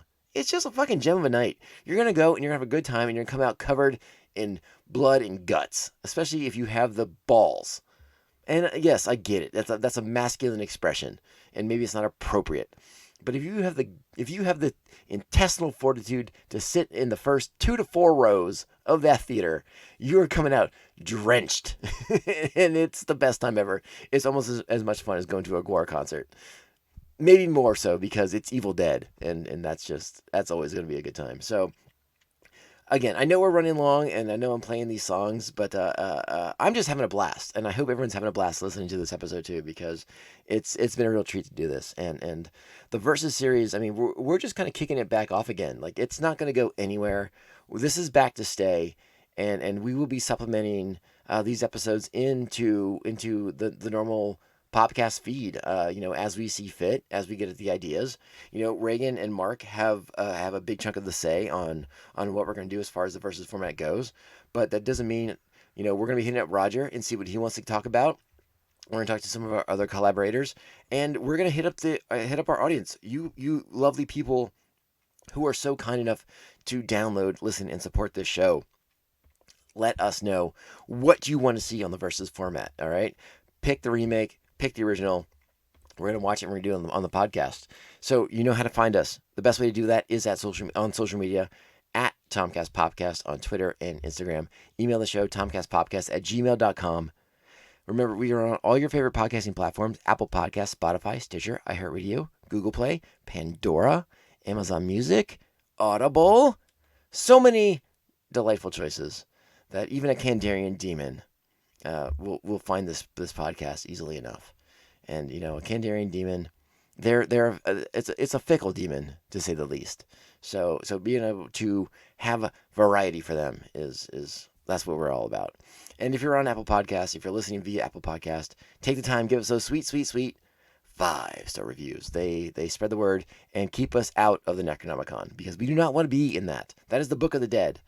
We are not the podcast of the dead. We are the podcast of the living. For now. Maybe that changes down the road. We'll see. If a branding opportunity presents itself and we can get a bigger audience being the podcast of the dead, we may examine that down the road. But for now, we are the podcast of the living. So, hey, just stick with us. And as such, I want to thank the official members of Pophead Nation, which you can join at patreon.com/TomCast POPCast, and you will get access to bonus content. And I'm going to have a big announcement about some bonus content stuff coming up in the next week. I've been planning something, and I think it's finally time to unveil it to the Patreons. So get ready. Get ready. Get ready. Get ready. All right, thank you, current Patreons. Thank you to the Aspen Hill Chody, the Batman of Bay Park, Jeff Nail, co-host of The Ringing Ear, a fantastic music podcast. Thanks to Evil Circle, the evilest of all circles, who I hope enjoyed this Evil Dead podcast. I'm sure the Evil Dead have evil circles. That makes sense. Thanks to the Squidmaster General, Brian Broussard, the New Jersey Devil, Mark Wegemer. I have a really hard time saying that. The New Jersey Devil, Mark Wegemer, and our very own Joker and Harley Quinn, Brian and Krista of Pariah Brewing Company, providing the delicious libations that keep San Diego happy. And I can't thank you all enough for this support. My name is Tom. This is the TomCast POPCast. We are going to be back extremely soon. We are cranking out the shows, and I hope everyone's having a good time with them. We are at the 2-hour mark. We are way, way, way running long. But it was a fun conversation. I hope everyone had a good time, and hit me up on those social media links. Sound off with what you agree, disagree with about Evil Dead 1981, Evil Dead 2013. Let me know if I'm way off base with some of my thoughts. Feel free to yell at Regan. He's at COisG. Tag him. Make sure you tag him at COisGPod and kick his ass too. Okay, and then Mark gave his information too. MR Wegemer, I think. All right. With that being said, my name is Tom. I thank you so much for listening to the show. We're going to be back very, very soon. We should have a news show, a news-based episode coming up very, very soon, right before we do another episode of The Falcon and the Winter Soldier. Get ready. Just stay buckled up. Don't even unbuckle. Just keep holding onto your butts and stay buckled up. We'll be back then. Ciao, babes. Cheryl, I'm getting sick of you trying to kill me. You see this?